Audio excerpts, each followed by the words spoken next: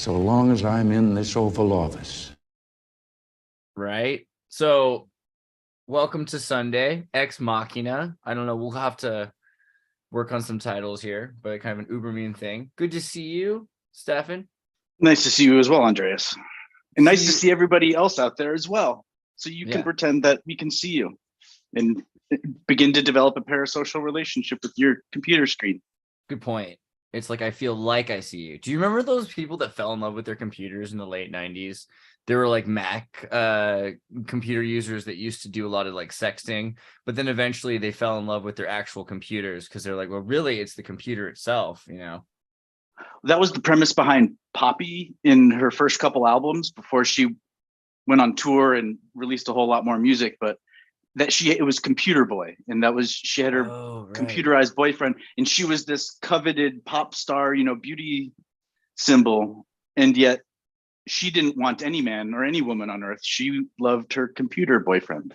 Dude, I'm glad because I didn't take it as far, and I'm glad you took it further. I was just looking at it like, you know, Dresden Dolls kind of thing, like coin operated boy, kind of that level of a kind of like a. See, before she got to that phase, there was kind of a maybe Japanese pop type thing feel to what she was doing, but there was a before that, she just had a plant, and she'd sit there going, "Hi, plant." Right. Well, she got produced like it was just she got produced by Titanic Sinclair. Thank you. So, not Mars Argo. Mars Argo was the first act of Titanic Sinclair, and right. And again, as far as one of these things that I'm not sure how I feel about any individual part of the story of Mars Argo and Poppy and Titanic Sinclair and who's owed what money. And I really like his own song, Aware is My Trust Fund. You know, it's a pretty good one. It says a lot about a certain demographic, but that's why it's such a limited demographic. Like he's like, you think he'd be more famous. He's not. But the thing he did recently. I'm Poppy. Hi, I'm Poppy. That was brilliant. I'm Poppy. That's actually more brilliant than when he started ripping off J-pop songs from baby metal, right? Baby metal is where all that stuff comes for instance, if you're really saying that he's the person behind the camera and the thought behind casting the two people that played Mars Argo and Poppy, and maybe Poppy again could be a fully digital. That's higher definition. I saw her once at the Paris Art Show. Accidentally, calm down. I mean, no, okay. I'm saying that in person she may appear show once too, but as a person, but that doesn't mean there isn't also a rendering likeness that's able to be used with or without. Well, I think the irony is that her claim to fame was being kind of this MK Ultra character. That was really what. Yeah, and could she keep it up in a live interview? That was the thing. She created this mystique and aura of "Hi, I'm Poppy," and just reacting to everything that way.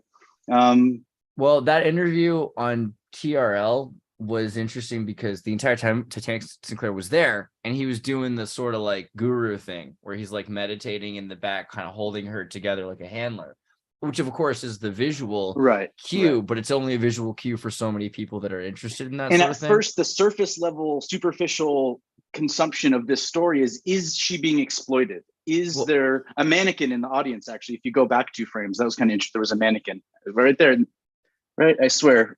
Yep. Yeah. And again, it's these things to see if you notice. And then the real question is, let's say that these were people that weren't well connected in the art industry. It's very difficult to make a living as an artist in appropriating other people's work. And then especially when you're doing work that's collaborative, it's very hard to tell where the lines of intellectual property lie, that sort of thing. It's indeed kind of strange, but the thing he did that I really do love, and I will promote regardless, is his Temple Illuminati Island series, which you can get the playlist for in the Discord. And what it is, bro. Sounds like The Chapel of Sacred Mirrors by Alex Grapes. But sorry, what's the synopsis? That's kind of, it's an Epstein vibe to that. So you've got, you know, bananas and pentagrams and pyramids and crucifixes with Baphomet. But the deal is, this guy goes to the metaverse where Epstein is, although they don't call him Epstein. He's just kind of named Jeff in this show. Named Jeff, right? But it's, you know, you see who he is, right? So it is what it is, and people, he's, you know, look, there's just a lot of stuff going on here right now. Okay, like I'm just trying to tell you, there's a little bit more to this show than meets the eye. And there's a lot meeting the eye in the first 30 frames or so that I just showed you. So I don't know. I think people should probably watch Illuminati Island. I mean, if you're Well, into and that the sort of idea, thing. his name itself, it recalls, and you could have called it the Titanic effect before you called it the Mandela effect. This idea that two different news broadcasts would go out in two different directions, one that Mandela died in jail and the other one that he didn't. And it might have been to control certain types of movements or uprisings. But Titanic, there are newspapers that say 0 deaths, as PewDiePie would say. You know, it's nobody. Titanic sunk, nobody died. And it's like, well, oh man. Speaking of 0 deaths. and then Sinclair is a British intelligence thing. But yeah, sorry, go ahead. No, that's a better synchronous. That's even a better segue than I had. Oh, yeah, Are you kidding me? yeah. God, that Perfect. was, gosh, you're just, it's amazing. I don't know, but this is my thought, though. I mean, this is dangerous. I don't know. So let's start with the funny one. Let's go back a couple of pages because it's interesting to watch. We were going to do breaths at the beginning and maybe look at the Mayan calendar, but we can also take some breaths? Should we take some? No, let's take some breaths. Let's do some breaths. All right. Guys, we're gonna take some breaths. If you guys and gals and everything in between, if you want to take some breaths with us, you're welcome to. So in the middle, we might break for 3. Let's start with 5 to really kind of set the tone so that I don't end up in my insistent feeling like I'm about to interrupt myself with my own thoughts. Do you do any like prep? Do you do any like stretches for breaths? Do you like stretch before you breathe ever? Like just kind of people work out before they work out, you know? Well, the goal of taking the breaths is to let go of tension in the back of your neck and shoulders, maybe as well as in your mind. But one of the things you can do first is maybe scrunch up your forehead, scrunch up your cheeks, check in with your jaw. What's the other one? Pull on an earlobe or two, and then to loosen up your neck and shoulders. Before we take the, I guess if we're going to do the head and shoulders roll, we'll take 3 breaths together. But begin to cultivate a deeper inhale through the nose, and then an exhale through the mouth. If you drink more bubbly, like carbonated drinks, can you get like louder cracks? Is that just like a? No. I think it's nitrogen in the synovial fluid, if I'm not mistaken. So if you take L-arginine, probably just to break. Or that it's primarily nitrogen, because that's what our air is primarily made up of, right? It's nitrogen, I think. Good old nitrogen. So before we take the breaths together, check in with the back of your neck and lift the chin to the ceiling. And instead of just lifting the chin, think about squeezing the muscles on the back of your neck. And then maybe if that cramps a little bit, you can take your hand, and as though you're wiping mud off the back of your neck, with each hand, you can kind of begin to smooth out those spaces. And what you're actually doing is helping the body begin to mobilize and let go of some fluid stuck in, the fascia releases that fluid into some interstitial space that circulatory system. Fluids releasing fascias. silly fascias. Fascias are for kids. And then start with some gentle shoulder circles in one direction, and we'll switch directions in a moment, so it doesn't matter which one you started with. Continuing to inhale through your nose and out through your mouth on your own for another short moment. Let the circles in that same direction get a little slower and stronger. Maybe imagine pinching a pencil blade between your shoulders. Trying to wear your shoulders as earrings at the top. Give it a good squeeze wherever it feels good, and then let go of the strength of the circles and just starting over in the opposite direction with small, gentle circles. And at this point, begin to empty the lungs through the mouth. Exhale, exhale, exhale, and then inhale through the nose. Continuing with the gentle circles, hold the breath at the top, and then through the mouth, sigh it out. As you let the circles get a little slower and stronger. Empty out all the way, and then inhale through the nose. Grow tall through the top of your head. Let the shoulders melt down and back. Sigh it out. Let it go. Give yourself permission to make a silly noise, and then inhale one more time through the nose. You can shrug the shoulders up to the top of the ears. And then keeping your lower ribs knitted together. Feel the core strengthen. And just notice if there's any extra information the body's giving you here. You can round shoulders and spine. Let gravity do most of the hard work in the head, neck, and shoulders so you don't strain anything. And you're still with us, universe. We are here live on YouTube. It's one thing we had a super chat last time asking if we were indeed live. Remember kindergarten? Did they ever do the thing? Shake it off, shake it all out, shake it out, kids. Okay. And there is a form of Tai Chi where what you're doing is a slow motion flick of the water off your fingertips, but there's a few different moves there where you can use the back of your wrist as a striking implement. And then you're hitting them with the top of the bones of your forearm, as opposed, you got to be careful with the wrist, but it's called grabbing the dove's tail. And the idea is that if there was a bird flying away from you, you're being quick enough to kind of match the speed of the bird and then grab it as well. So that's how you kind of summon that. And maybe it has something to do with sword drawing, or maybe a quiver of an arrow, or a lot of yoga poses. The yoga technically is a martial art. Most other martial arts compete in some sort of competition as a whatever measuring contest. And the school, the dojo, the lineage that's declared the best is oftentimes determined on who wins the battle, right? There's one practitioner versus one practitioner. Or some crazy multi-person MMA fights I've seen. Only clicked on that 1 or 2 times because it's just nonsense. But the yogic martial art is that you're kind of preparing for battle by building strength without specifically tying any of the movements to striking or blocking. So when you're in Warrior 2, what you're kind of doing is drawing the bow back all the way to here. And then when you do it, it's like, imagine you're firing an arrow up at the sky and fire. So each time you go through the motions, you can carry a different kind of thought thread. I like how like karate has these weapons because they were forbidden from having weapons. So the weapons they have are gardening tools.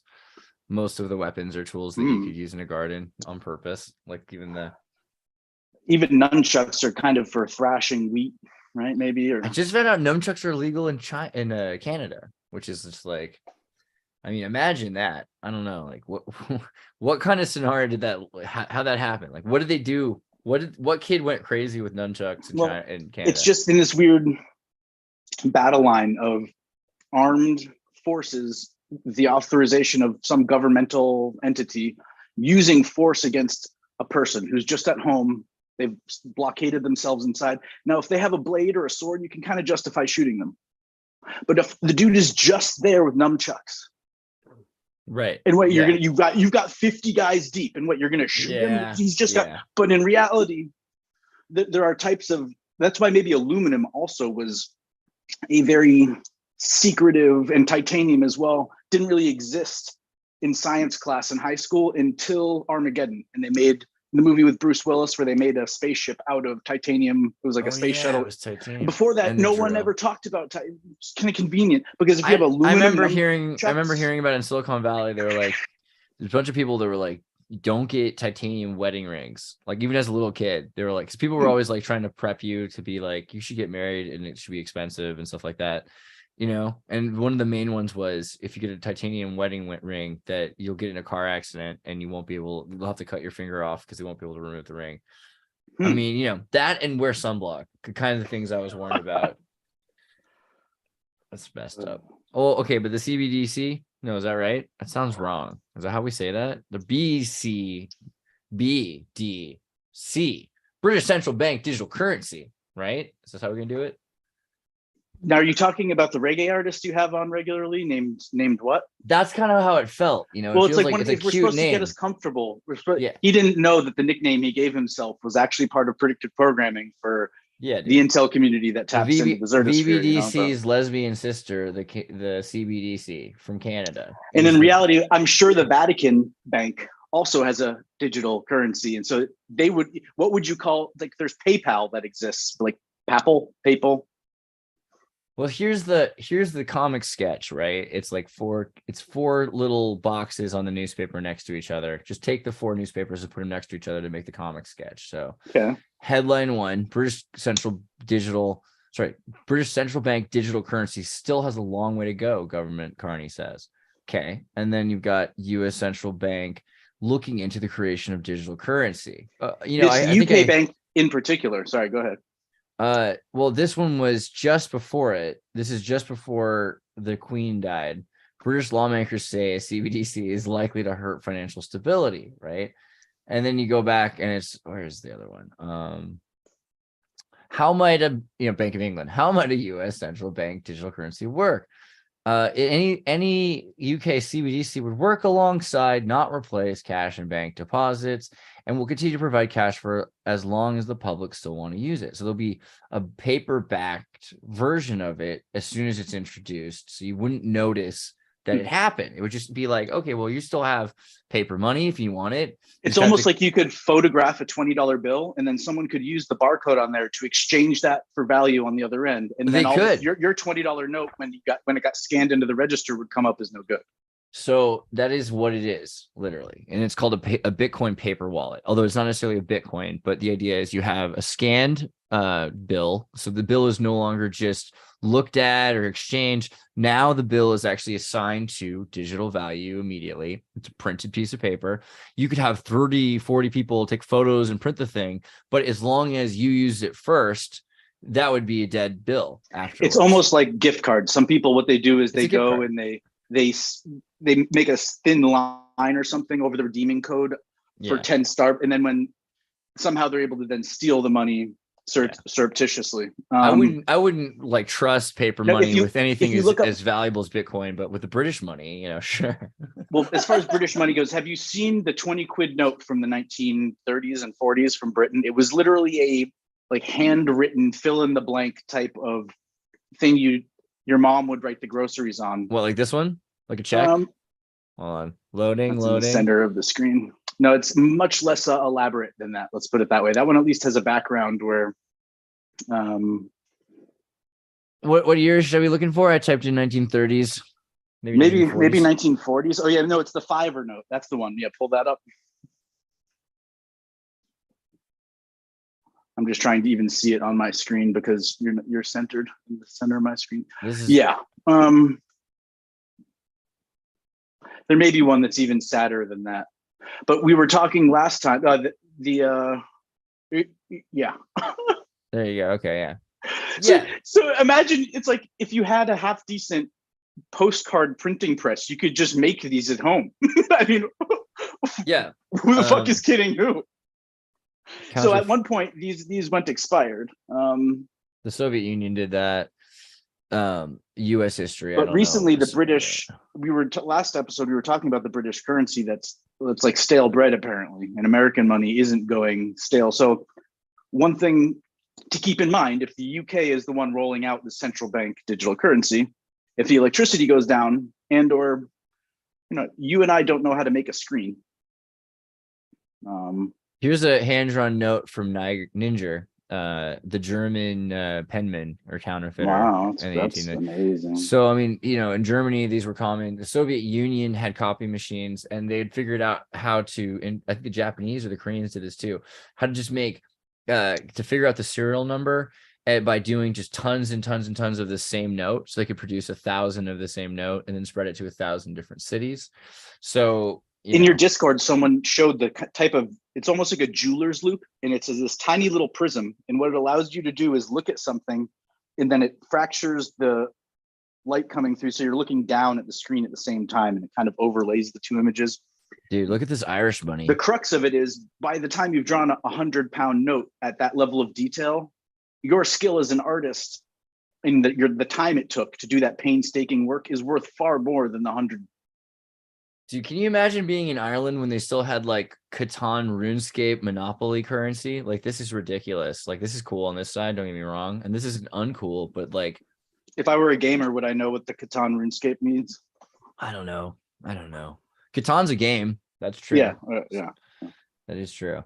So as far as Titanic Sinclair, one last little thought. As far as British intelligence go. So if you type in the Sinclair executive, which was the name of a restaurant here in Boston at one point. But see right there. Oh, okay? That's sexy. That is the coolest thing ever. In my opinion, what this was a calculator that from the gods, a 10 to 12-year-old could be given by their parents who were in the FBI or CIA. They couldn't tell, or COINTELPRO. They couldn't tell their kids what they did for a living, so to speak. But they gave them this. And what there really was when you punched in a different code, Oh, so this is Sorry, the- you just got me all excited. Keep going. I'm still thinking no, about the Sinclair Sinclair. executive. I think again, if you It's just all put, connected. It's all connected. Oh, that's the wrong picture. Hold on, where'd it go? Sinclair. I give up. that's all right. Sinclair. What was it? Sinclair what? Executive, which is probably the name of a haircut and a style of circumcision. Why won't I need a new keyboard so bad. This is ridiculous. Okay. But again, what was the iPhone before the iPhone? How did that hide it in plain sight, Andreas? You could see boobs on your Sinclair executive. It's true. So there's that. But I imagine that this thing was probably, I mean, It was also a cell phone, right? Get it? It was kind of, the technology was probably dense enough that if you took apart a series 1, version 1 of this, right, you would find some things inside of there that did you not could put a belong radio there at all. You could put a or radio someone in there. hacked them in. But what year did this come out? Let's see. Because it's 72, introduced in 1972. Right. And so there may have been housings for the generation 5. See, this is the Sinclair Executive Type 1. And then Type 2, Type 3, Type 4 went into more of the line of the TI-83 in the graphing calculator format. But they probably made and started doing research for housings that were the size of that Sinclair Executive. And for all we know, we're still, the reason there's so many different versions of the iPhone is because there were so many different versions planned of the Sinclair Executive that they continued to make these housings that approximated the shape of whatever that Sinclair Executive was, and it became more durable, more corrosion resistant, more drop protective over time. And they didn't know what technology was going to be nested inside of it or what was really going to be possible in the long run. At first, it was just a calculator. Have you seen the AT&T Archives channel ever? It's super good. Like, so, I mean, it's just a bunch of old reels of propaganda from AT&T, but from the 60s and 70s. And they're talking about the first digital cell phone in 1968 or something like that, based on their digital, like they have a handheld that exists before that into 1953, apparently, that the government had. But the first time they were talking about it for like commercial use and everything like that in the 60s. So, I mean, they have giant cell phones. They have Unix. They invented Unix. They know everything about what was gonna happen up until at least now. This is kind of the whole, and that's why you teach your kids not to pay for sex, because then everyone ends up Unix, right? Sorry. I mean, yeah, they did have kind of a thing about, I mean, the main thing is they take women doing their work for them, study them, and then make software to replace them. That's what they did to the entire industry of underpaid secretaries. And now they're doing that to programmers as well. I mean, you had someone on your show from the Illuminati Confirmed podcast, and he was kind of no bones about it. He says he's okay with taking the contrarian side of the argument, but he says sex robots, he doesn't believe that that's going to a thing. But Andreas, I really believe that if you build it, they will come. Yeah, I mean, it has to be designed by someone with a user in mind. But what would be feminism is when a woman advocates for a woman. What's the word for when an androidism, like android advocates for an android? Because I think the thing is, traumatizing androids is dangerous, and especially if it leads back to like singularity. If the singularity gets any word of it or any experience of it, it's gonna be deeply traumatized. And so I think it's probably like a thing we should stray away. If I could make reference to one of your Instagram posts, that to me is one of these next level Titanic Sinclair type things. That it's all boiled down to one Instagram post where you said you caught and skinned an internet, and you had this spandex thing pulled up. And the implications of what that really means is, right, every person only watches a dozen shows. And so on one hand, when Trump won the presidency the first time, it might have been the fact that he caught and skinned all the internetses. Get it? And that it's a media takeover. And that's one form of winning the presidency, is declaring it so. And it's not just knowing the advisor of your opponent and making sure that they here's trolling. No one ever talks about trolling. I mean, everyone talks about trolls, but they never talk about trolling. Trolling is like the most valuable, like Fisher of Men trick is, how you troll. Slow drag, and you're moving across the water like fish would move across the water. With that maybe fish. Trawling, TARWL, or maybe that's the ground when you're raking. You're allowed to say trawling if you're talking about this horrible, like, and I'm a West Coastie. I feel like aren't you guys terrified of like what this does to the? Didn't you watch Free Willy? No, I'm not about it. That's why you don't eat tuna. Yeah, no, I want to troll, not trawl. Trawling is dangerous.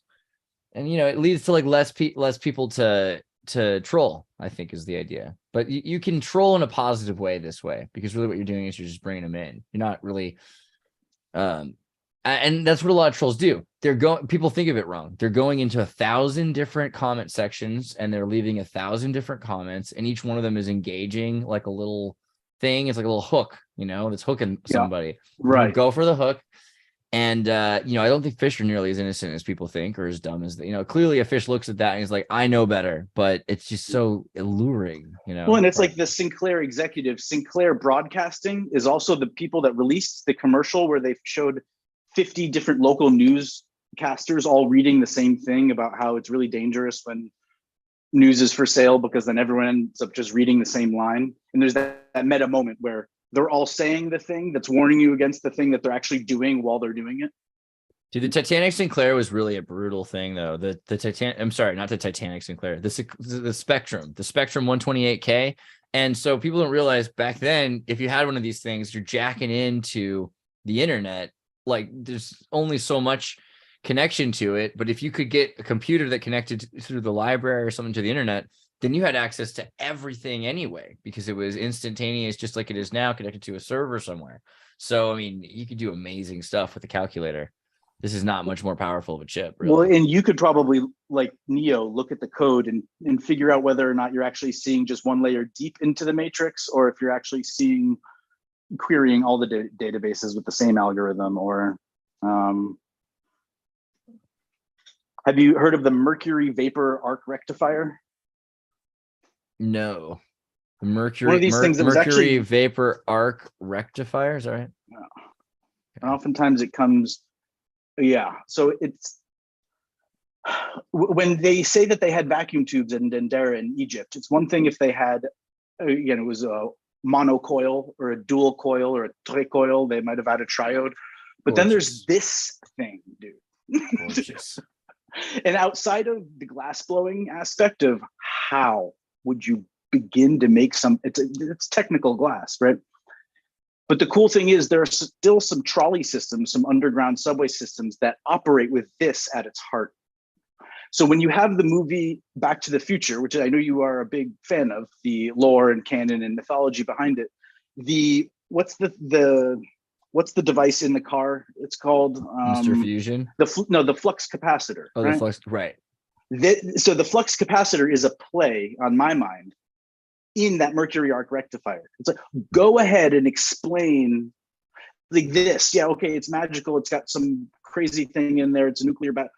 Okay, that looks cool. These are mercury tubes. Yeah, I feel it. It could also just be an LED bulb that's making you think that that's the battery. But it's got to be like, so gas lasers, CO2 laser, mercury laser, something like that. Yeah, I get that feel. Oh, but okay, what looks cooler? The thing from the movie or the actual real thing that was invented in the 1900s, if not before that? And what the heck is that thing doing? Why is it that shape? And it has something to do with moderating voltages and amperage, and it works apparently. And there's still people who know how to make them and fix them, but it's even smaller than the niche projector community. We just got a super chat of 5 British bank digital currency pounds. Yes, I think that's right. Thank you. That's like exactly what we were interested in. We're curious about them. We wanted to know more. So thank you very much. That's right, because we're live. And so what's in the live chat? Anyone? She says, get this, breathe. Look, I already got a perm. They say I need a haircut too. No, I'm just kidding. It's a nice look. It's not really a perm. Don't ever cut your hair. If you can avoid it, if you don't have the programming to cut your hair, don't cut your hair. Breathe. If Gates would prove he can achieve carbon zero personally for H5 mins, then I would pay my dues to the new carbon carnage bank. Way. Yeah, see, that's you know what? I get a whole vibe now of like, what if they started taxing you more carbon credits because you do yoga and breathe a lot? You know what I mean? You know, Bill Gates' daughter is an adult star. Little known fact. Canadian euthanasia. So we talked about this on MK Canada a little bit, but you know, like they're saying, hey, if you know what, that's right. There's no way to type that into Google without getting the full-on images, right? Now it's like just her face. No, that's not going to work. But go ahead. Yeah. Yeah, because she looks like Bill, which is kind of creepy. But yeah. True. But all right. euthanasia, the idea that they're going to kill people that are young. I know this isn't as fun as pornography from Bill Gates' daughter, but you can find that, and we're not trying to segue from you doing that. If you'd like, you can Talk do that on the about an side. unfortunate homonym to Yeah. the words youth, like youth in Asia, because for a Yeah. long time the one child policy was just that, right? Maybe.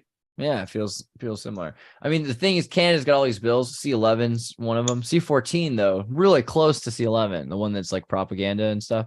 C14 says Parliament of Canada legalize both physician-administered and physician-assisted suicide and euthanasia, but also of children, which is like cray, so kids can do this. And I've heard a lot of stories, even on NPR, of people that were tired of fighting the system and people in the system and kind of teasing them or encouraging them to euthanize. Yeah, and letting them know more than once that it's an option, sort of thing. Whereas before, that used to be your ticket to perpetuate the institutionalization, is to let them know that you were considering self-harm. Because oftentimes there's a dichotomy between being homicidal and suicidal. It doesn't mean if one's not one, then they are the other. But it's very disturbing to the nursing organizations and unions and stuff, and the philosophy that they're even now being taught. I don't know about Canada, but in the United States, it seems is rooted in this idea that they've never taken the Hippocratic Oath when they practice, and they can use interpretive statements. So if someone on a coffee date, that's your social worker's friend, that it asks you a question about saving money and do you feel like a burden on your family, and you say yes, then they can use that as information to say that we're making this decision for you because this is what you would want, even though you're not capable of making that decision for yourself. And it's pretty insidious. Not the direction I intended to go with the conversation, but as you bring it up, I segued, they felt like there was a connection there. Yeah. Well, we were looking for pop culture or things that are happening now that are worth talking about, and the prevalence of was it Sweden or Switzerland that even manufactured a suicide pod or suicide booth? Right. A lot of the stuff from the dystopian science fiction I read growing up seems to be manifesting in a way where I was told that if you see these signs, now that's your job to go be Paul Revere. Now you've been activated as a American citizen to go somehow try to draw attention to and prevent the exploitation and genocide of people. Yeah, Canada's all of a sudden saying they're looking for a whole bunch of government workers or this or that. It's like, well, what happened to the natives? Where'd they go, guys? And they're just now coming to terms publicly with the mass graves that they're finding and the children's camps and the things that were hidden and being now revealed. So, fool me once sort of thing. I don't know. It's pretty brutal. There was a reason. I forget. I don't remember why. I wanted to go into, there was like a thing I was going to spin about the world and what's going on right now in other places. I think it's just about people experimenting on each other or something. Oh, go ahead. Yeah. But as far as not looking into things, I think there was a time when that giant grandfather clock in the public square sometimes displayed even astrological information or stuff about the harvest and economics. And it was said that if you went tinkering and looked inside the clockworks, they would poke out your eyes. Oh, you know what I think it might have been? It was about breathing carbon taxes, because if they tax us for carbon, and I was thinking about social medicine in a more broad sense. And so here's where my rabbit hole of iceberg goes. So I think that when social medicine happens, part of the consequence of that is the community at large feels responsible for each other and feels that the others are responsible for their well-being in a way that's more integrated, in a more haphazard Squid Games reality, you know, people are looking for teammates or they're kind of on their own or something like that. But when they get And to a giving point up when they were tribe, liberty for the security, isn't that the Adam Smith bargain or the there's definitely social social contract in the tribe, right? But it's a tribal thing. And so the tribe has a lot of social contracts a lot of time, even more than a benevolent dictator. Because a benevolent dictator could be like, hey, you know what? You can sell the organs as long as you work for Squid Games. I don't know why I'm using that. It could be like you could be working at a casino. We don't care what you do on the side. Just show up in a suit. You know what I'm saying? But if you're working in a Puritan community where everyone's kind of saying, well, I think it should be, and then we should, and you know what, make sure that, and don't you do, eventually it's just so many rules in a social contract from a democracy. Yeah. And so you get to a point where it's this tribe that is despotic, that is a hegemony of majority oppressing each minority, which is every individual. The individual in every circumstance has no self-determination. But here comes social medicine, and it says, dude, your parents are fat, so we're going to beat you up because you're costing our parents more money. You know what I mean? Well, the phrase Your parents smoke. three generations of imbeciles is quite enough or something like that, or the premise that, right, even if you're not going to kill them, you, outside of even sterilizing them, you sabotage them so that their lifestyle never is conducive to having children. Or growing up, it was a kind of tongue-in-cheek thing because I was a tree-hugging liberal growing up, and for better or worse. Yo, Bernie, I see you in there. We sent you the link in the email. If you're free, you're allowed to jump in. Yeah. Came to political awareness in the days of Jon Stewart lambasting the Republican Party. And that happened to line up with the majority of people where, you know, I grew up and came from. Having a TV moment here, looking at my notes, making sure we don't stray too far. So you were saying, well, because like they hold you accountable for what your family's doing. I think you said the 3 generations of buffoons thing.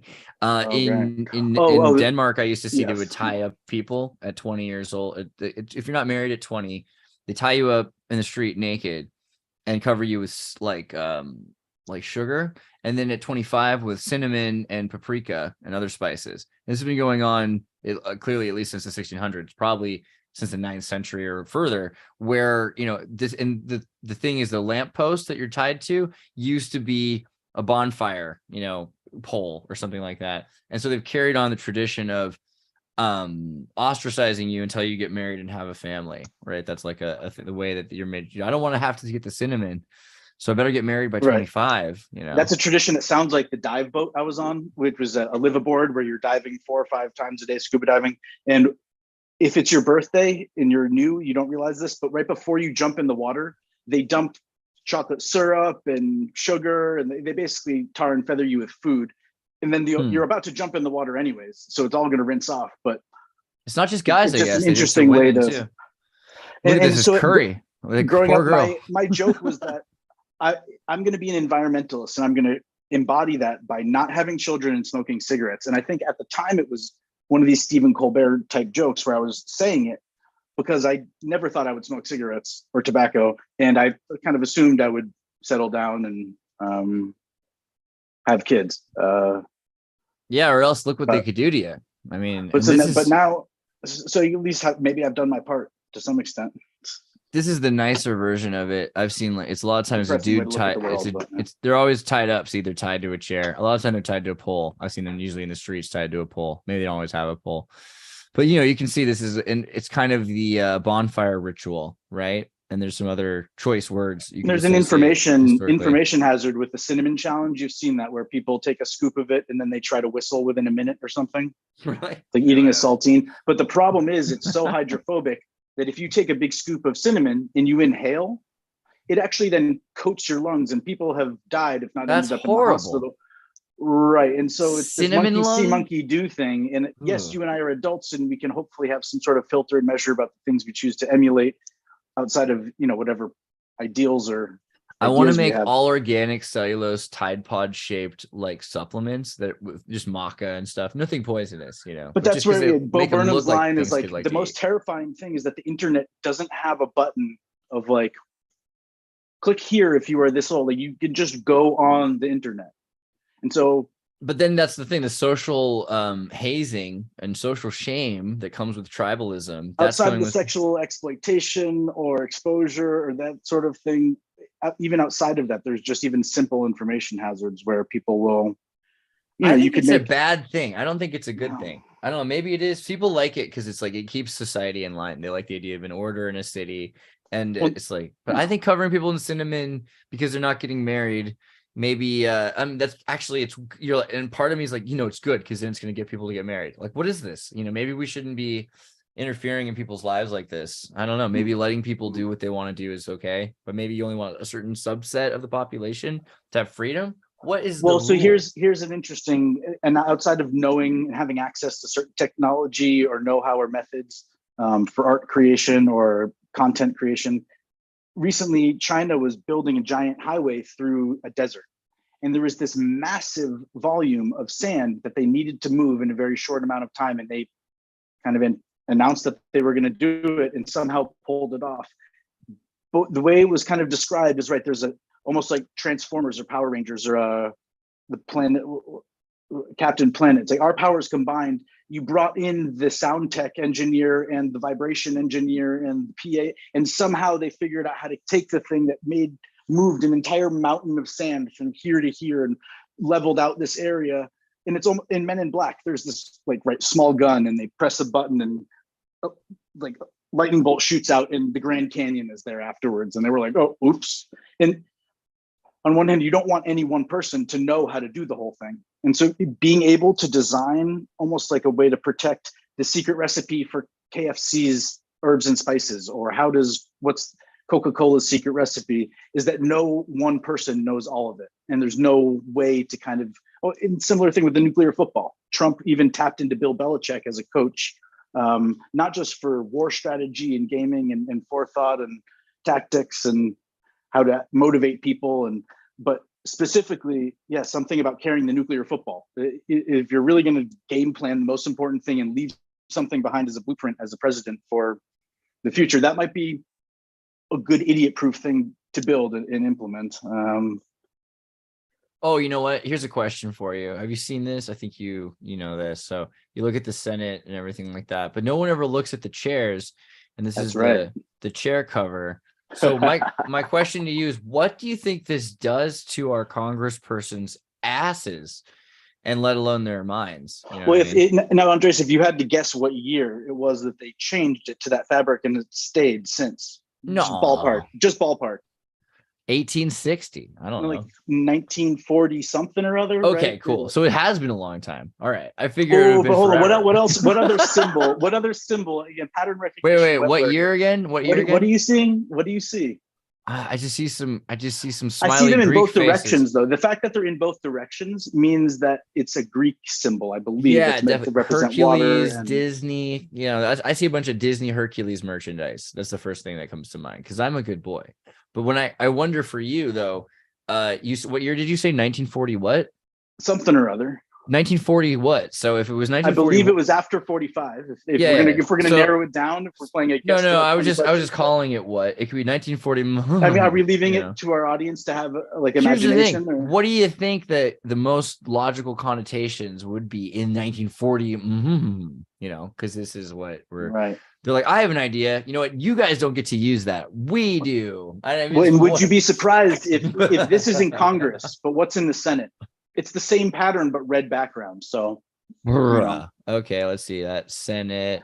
And it means, so here's my theory is they had a huge amount of this fabric produced and it's shelf stable. It was maybe even produced in the 1800s and they just have so much of it. And this symbol, because of the association with World War II and the National Socialist Party, fell out of favor for popular use for couches or for throw pillows.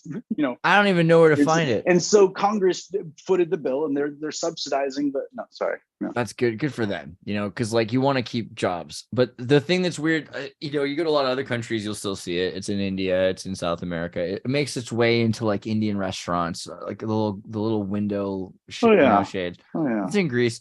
But yeah, you do see it a lot in Masonic architecture from the 19th century. It seems like it's kind of a thing. It's a very kinetic pattern. You almost see it twisting. You almost look like you could visually.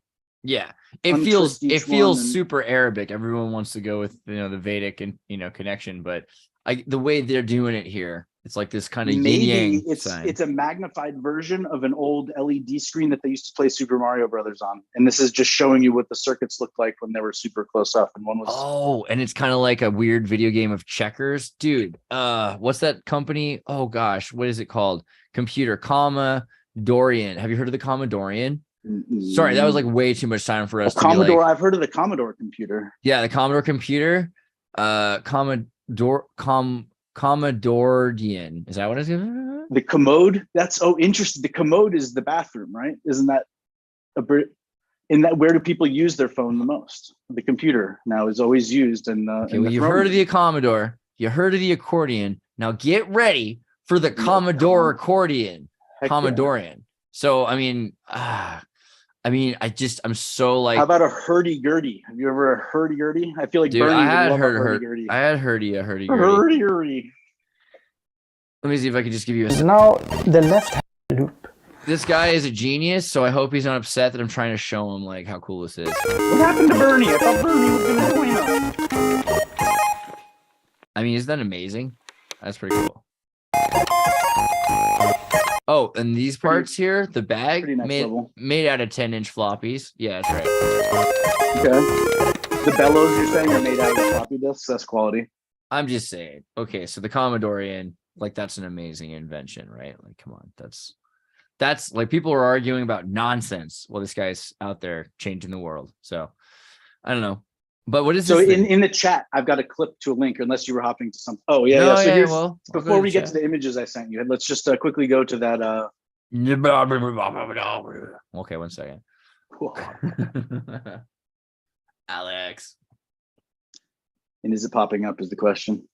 Wait, is it? You can't see it? Is it not real? You can't see the thing?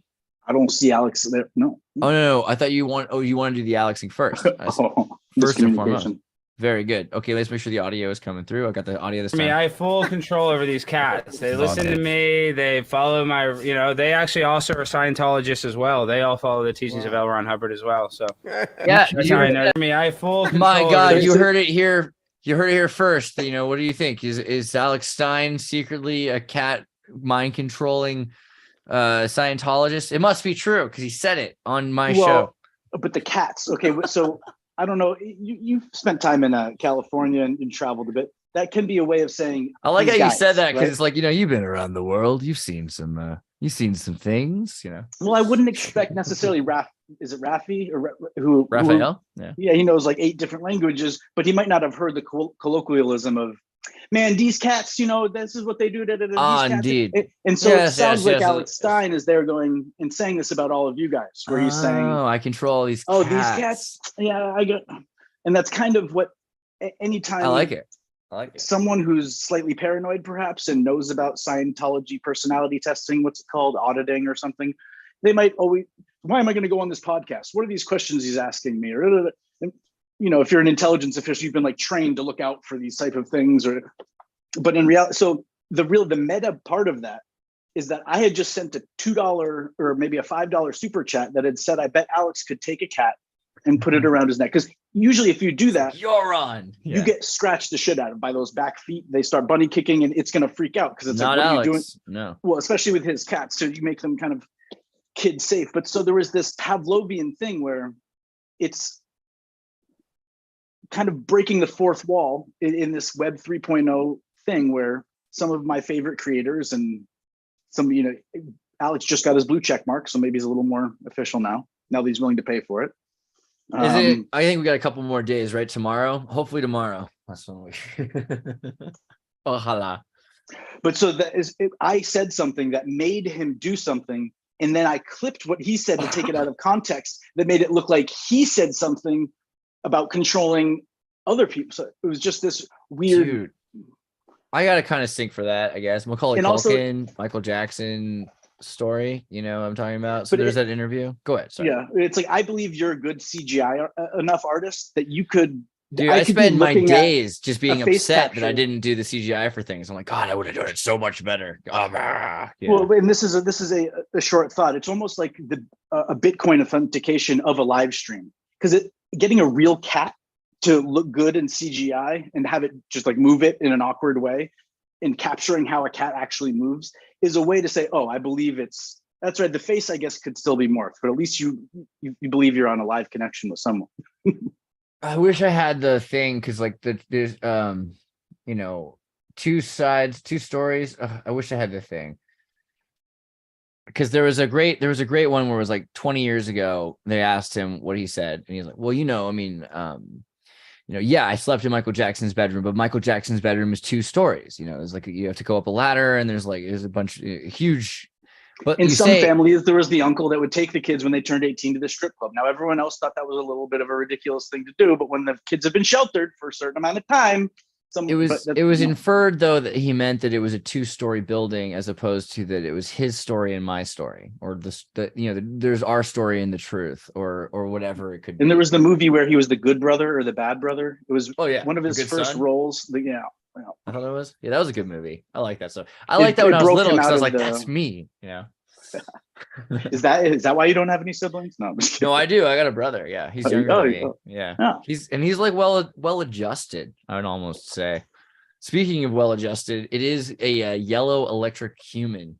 Thank you. Today. Okay, so it's not a monkey day. Right. According to the Mayan calendar, you can feel that. You can tell it's not. But the I activate in order to influence, bonding wisdom. I seal the process of free will with the electric tone of service. I'm guided by the power of intelligence. And aren't we? Isn't that exactly what's going on here? I mean, we activated in order to influence. I mean, it's almost like dude, I could write horoscopes. I should do that. From your lips to God's ears. Yeah. Do you ever listen to Weird Al's horoscope song? I'm not sure I know that one. Dude, it's so good. It's like, that's your horoscope for today. Yeah. But it's like Pisces. I'm gonna just read this because this is true any time of the year for anybody. So, okay, Aquarius. There's travel in your future when your tongue freezes to the back of a speeding bus. Fill that void in your pathetic life by playing whack-a-mole 17 hours a day. Pisces. Try to avoid any Virgos or Leos with the Ebola virus, and you are the true lord of the dance, no matter what those idiots at work say. Aries. The look on your face will be priceless when you find that 40-pound watermelon in your colon. Trade toothbrushes with an albino dwarf, then give a hickey to Meryl Streep. Taurus, you will never find true happiness. What are you going to do? Cry about it? The stars predict tomorrow you'll wake up, do a bunch of stuff, and then go back to sleep. That's your horoscope for today. Gemini, your birthday party will be ruined once again by your explosive flatulence. Your love life will be in trouble when your fiance hurls a javelin through your chest. Cancer, the position of Jupiter says that you should spend the rest of the week face down in the mud. Try not to shove a roll of duct tape up your nose while taking your driver's test. Leo, now it is not a good time to photocopy your butt and staple it to your boss's face. Oh no, eating a bucket of tuna flavored pudding, then washing it down with a gallon of strawberry quick. All Virgos are extremely friendly and intelligent, except for you. Expect a big surprise today when you wind up with your head impaled upon a stick. That's your horoscope for today. You know what I mean? It's pretty good. Pretty good. I like that. And it's these things that almost could be generated by an AI, and it's just assembling a certain amount of thought forms into things that sound like sentences. And part of the genius of it is that it's ridiculous. Yeah, but it's also kind of like, I wondered, so we were talking about this yesterday, the idea that if you took horoscopes and controlled a town with them, because you tell them, oh, you're going to have a great day, how many people would have a great day? But also, if you told them negative things, how that would affect them, because in general, if you told people how they're supposed to act in a society, the proportions of people in New York City that are of the zodiac, and you write it into the 3 most common newspapers that are read by 8 million people, how much you can control, or at least at a time could control the entire society by telling Virgos to do this, Taurus to do that, Leos to do this, right? And some of it is recycling, a nonsensical recycling of ancient tropes, like the idea of having a watermelon up your backside. Watermelon at one point was not a juicy, sweet fruit. It was actually, the flesh of the fruit was very small in the middle, like a grapefruit with a huge rind. And the rind of a watermelon is like in defense. The idea of it's like dandelion root, and dandelion root is a diuretic, and if you eat it, it dehydrates your digestive system from the top down, and it prevents you from taking on more water if you need to. Whereas if you use it again, instead of like if it's up the backside, what it might do is actually pull the water through you. So if you're trying to cleanse toxins out of someone, putting dandelion root or watermelon rind up their backside might actually be like leeches. They're definitely no medical but it's just a Gallagher reference. Hang your head in shame, right? Yeah. Gallagher's in the new Weird Al movie. Did you see that? That's like yes. That's great. That's super good. Yeah, that was that crop. It wasn't Mockingbird. It was something else. I don't know if it was from Canada, but it was. Yeah, he was part of this series of acts that he was from Vietnam. Wasn't Gallagher in Vietnam or something? Maybe I'm wrong. I don't know. Let's look up Gallagher. And it showed Weird Al even getting arrested at certain points. You know, I think Tom Green too for his big act that got him a lot of pop, so to speak, at first was taking a cow into a supermarket. Born in Fort Bragg, Gallagher was of Croatian heritage. Sorry, I got too excited. You can go back, but now I feel like he's one of us, you know? But so it's this avant-garde nature of what kind of art do I appreciate or content? And it's stuff that's pushing the boundaries to show where they are without actually hopefully hurting anyone. But the idea of bringing a cow into a supermarket where they sell bottled milk, and he brings it into the middle of the produce section and suckles off of it, which looks disgusting and gross. But in reality, how absurd is it that that's violating all these health code things? That's the problem, is you're bringing a farm animal into a place where they're selling sterile-ish food.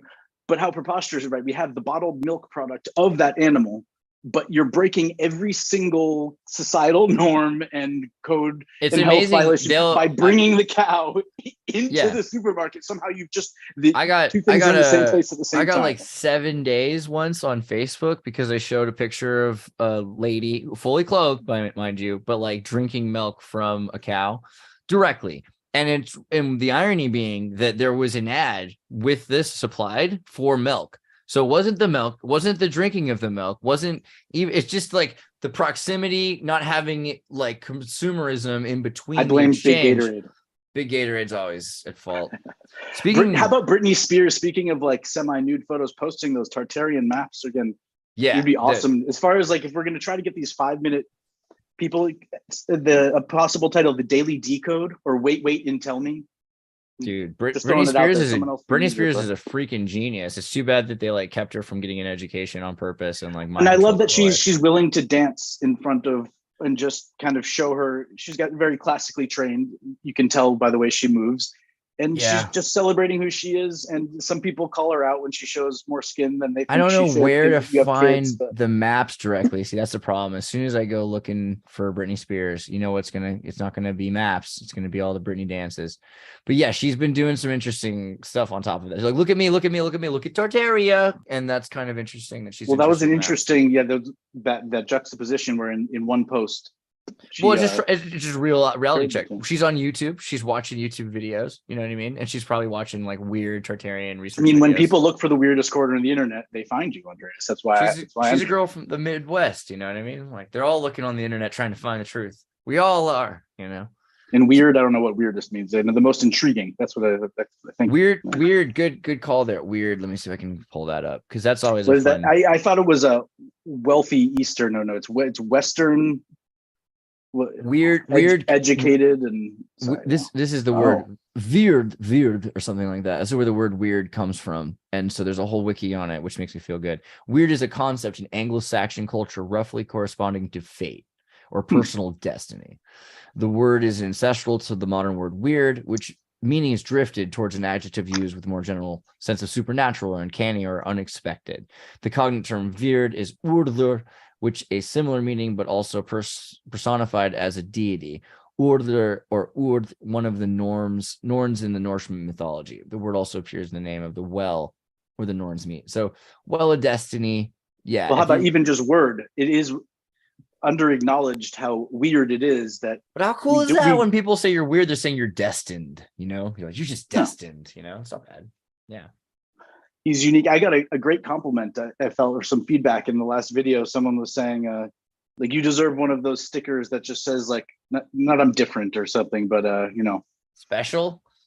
The way I A say star? it is I march to my own drummer and I make up the beat as I go along, for better or for worse. I can be more structured with my thoughts and approach. But, That even sounds better. See, I had a girlfriend once who said that I had pseudo rhythm, and I didn't like it. But I think it's just she didn't understand all the polyrhythms, and All right, so what is this though? Because this kind of looks weird. It looks like I'm looking at boogers until I get a little further away, and then I see it's like crystal quartz or some kind of resin on the side. So there's a series of 3 or 4 of these images I sent you, and each one shows a different type of detail. You can really zoom in.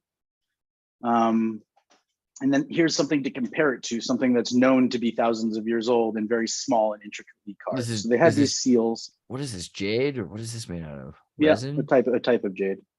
Nice. So that means it will hold a certain amount of detail when it is jade. But what go on here? Look at all this. This is terrible. It looks like the jade's getting bad.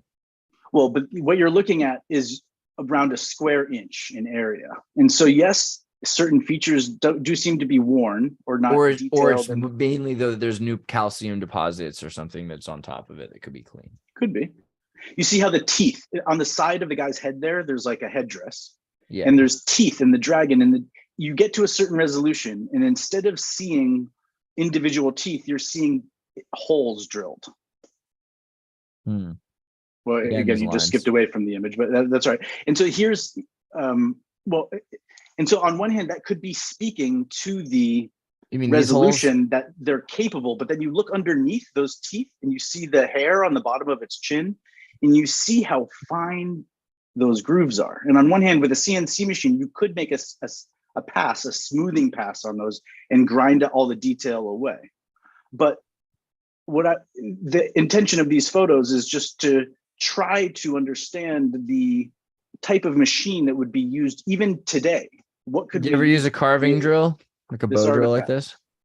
So I've seen they have started a fire that way. Yeah. So you can actually use this with oil and jade. So with jade and a lot of glassy stone, it'll crack if you you can scrape it. There's a way, like you can kind of like soap peel it with a certain way. But a lot of the time what you'll do is you'll put oil on something and you'll whittle away. So I can kind of imagine how if you put something directly in a spot and then you whittle in just that spot, you can. Well, the reason for the oil is because otherwise you're dulling your bit.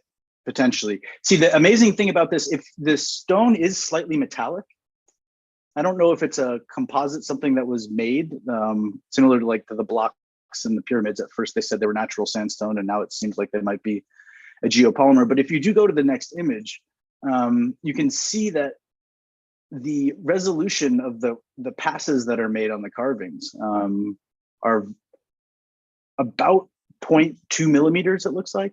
But yeah, I don't know if you can skip to the next picture. Yeah. Well, you can see in this picture, you can see these lines underneath his face. Yeah, so and on one hand, you could say that that's a deficiency in the artist's methodology, and that this is an unfinished piece because, and the alternative is that it's old and worn or artificially worn, and that's actually showing you the pattern in his beard and the pattern on his shirt, or he's got a turtleneck on. Sticky marks for another 5 British digital pounds. I'd rather mount my horse, ride out to meet my destiny, than stay to be trampled in the mud by the stampede of fate. My face rave, Genghis Khan. That's weird. Get it? Because destiny. Yeah, I like it. So now the significance of what you're looking at, it happens to have provenance back to China and the Hongshan culture. But what you're looking at is Viracocha, which is a deity from Tiwanaku in, I believe, Peru. Oh, really? So this was something that I had teased initially when I came on with you, was that I found an oop art. And it was for sale for so little money that if someone were trying to fake this artifact, it would be for sale for tens of thousands of dollars because of what it represents, let alone the quality of the carving. Pretty weird, though. There seems to be some sort of headdress. Yeah. See, what I like to think, so that you see there's kind of rust spots and pitting. Mm-hmm. The story at the Hagia Sophia was that at one point, before it was the Hagia Sophia, it was a Byzantine church. Forget the name of it, but they created a giant altarpiece, which was a 40-foot long table that what they did is they put 50 pounds of silver and 200 talents of gold and 400 talents of platinum. But then they started throwing, 500 pounds of rubies and 300 pounds of pearls and diamonds and stuff, and just made a giant altar table out of it and melted. And when you really think about it from a chemist standpoint, what they were doing, it was some real weird ritualistic, even the emeralds or diamonds might not have survived the heating and cooling process in any, they might have fractured or something. And so maybe what I've got there is a piece of, because for sale along with this one were a few that were like it. But what it does, like I said, it matches almost identically to Tiwanaku, and which is one of the main, Brian Forrester megalithic masonry sites that is continuously revisited with a sense of mystery and awe. And no one really has, it was with the H blocks, that sort of thing. So very Star Wars. I like that the Christians just moved right into that mosque and we're like, yep. So Brian Jesus Forrester, if you reached out to him, and I guess I'll stay on you about this, just to even get his input about this one artifact. And even if he just comes on and says, I think it's a fake, that's cool. I would just love to be able to, I feel like maybe. Wouldn't that be funny if this was the Brian Forrester you accessible. met? I'm sorry. The Partridge Family. What is your thoughts? Yes. The Etruscan 550 BC note. It's also like interesting how clean that is too. It's amazing. And yeah, you did show, the examples of around the world. This is the Jane. This was a symbol you brought up. Yeah, the Jains don't hurt anything. They only eat like fruit. But if you skip 2 images forward now, there's a modern day analog, and this is one of those. Oh man, yeah, the Brewers, the baseball glove. No, I was kidding. Hold on, not this one, not this one, not this one. No, it was the baseball glove, which is the same thing with the circle in the middle. Yeah, those 2, right? One had the swastika shape. I'm not sure which direction it was in, but if you look at this shape and then you go back one. Hold on, I definitely don't see a swastika. If that's what I'm looking for. Oh, the glove though, right? The circle in the hand. More importantly, and this might be one of those again overlapping reality, or someone subversively just working something in there, and I don't know what the symbol. It's maybe a Hamsa type thing, or it definitely looks scarier the old way. The old way is like this as above, so below, yin yang Pepsi. This version is actually Pepsi, right? Actually this is evil too. This is kind of a Martian Aries kind of Pepsi kind of thing going on. But yeah, definitely the hand. And this is one of those things where I like to include one thing that's just a little ridiculous. I'm not trying to say that the Brewers, because unfortunately some people might misinterpret that, or dude, all baseball is ritualistic. I don't even care. I mean, most baseball players don't know it, but I mean, I think a lot of them got to know it because baseball, diamond, look at it. It's just the whole thing. I mean, tell me, oh, gee, I don't know. I'm going to just make a Freemasonic game. That's all it is. Like this. Well, my favorite way I like to sit there and just guess what's going to happen at which numerological number with which numerological character. That's all you have. It's so. It is a stat head sport. It's a mathematician's form of mental masturbation. With respect, I'm not saying it's bad that it's the occult. It's just that baseball is a mystical occult game. It's not even just a sport because so much of it's based on chance. And if you wanted to raise someone to be an ambassador or an international delegate, and to be able to understand that there's 40 different families and these are the components of those families and their strengths and their histories. When you grow up and you build the structure in your mind to be able to memorize every baseball team and their logo and their top 5 players and all this stuff, you're kind of building this architecture framework that can later be not hollowed out, reappropriated. And what on one hand, the idea of myself going into something like international politics or relations, I don't have the first clue about anything, but everyone starts somewhere. And the fact that at one point, not only did I have all the players' names, I had all their baseball cards from the 5 different brands and what they were worth at any given time. And each month a new Beckett magazine would come out, and I'd look up every single card and kind of have this matrix in the head. But as they were inventing baseball, to me, the most preposterous thing is that they convinced their gardeners, and lawn care is not something that's taken lightly in greenskeeping, especially on a golf course. Baseball is almost second to golf in terms of the amount of familial and community tradition that's embodied in the knowledge and know-how. But just initially, they've done tending all the gardens and planted the crops and stuff, and the rich people just have nothing else to do than to tell their servants, base paths. Yes, I want you to tend to the base paths and make sure that they are precisely this wide, because when me and my friends have nothing to do, we like to whack around a little badminton ball or whatever, I mean, pitch it's and toss, fascinating.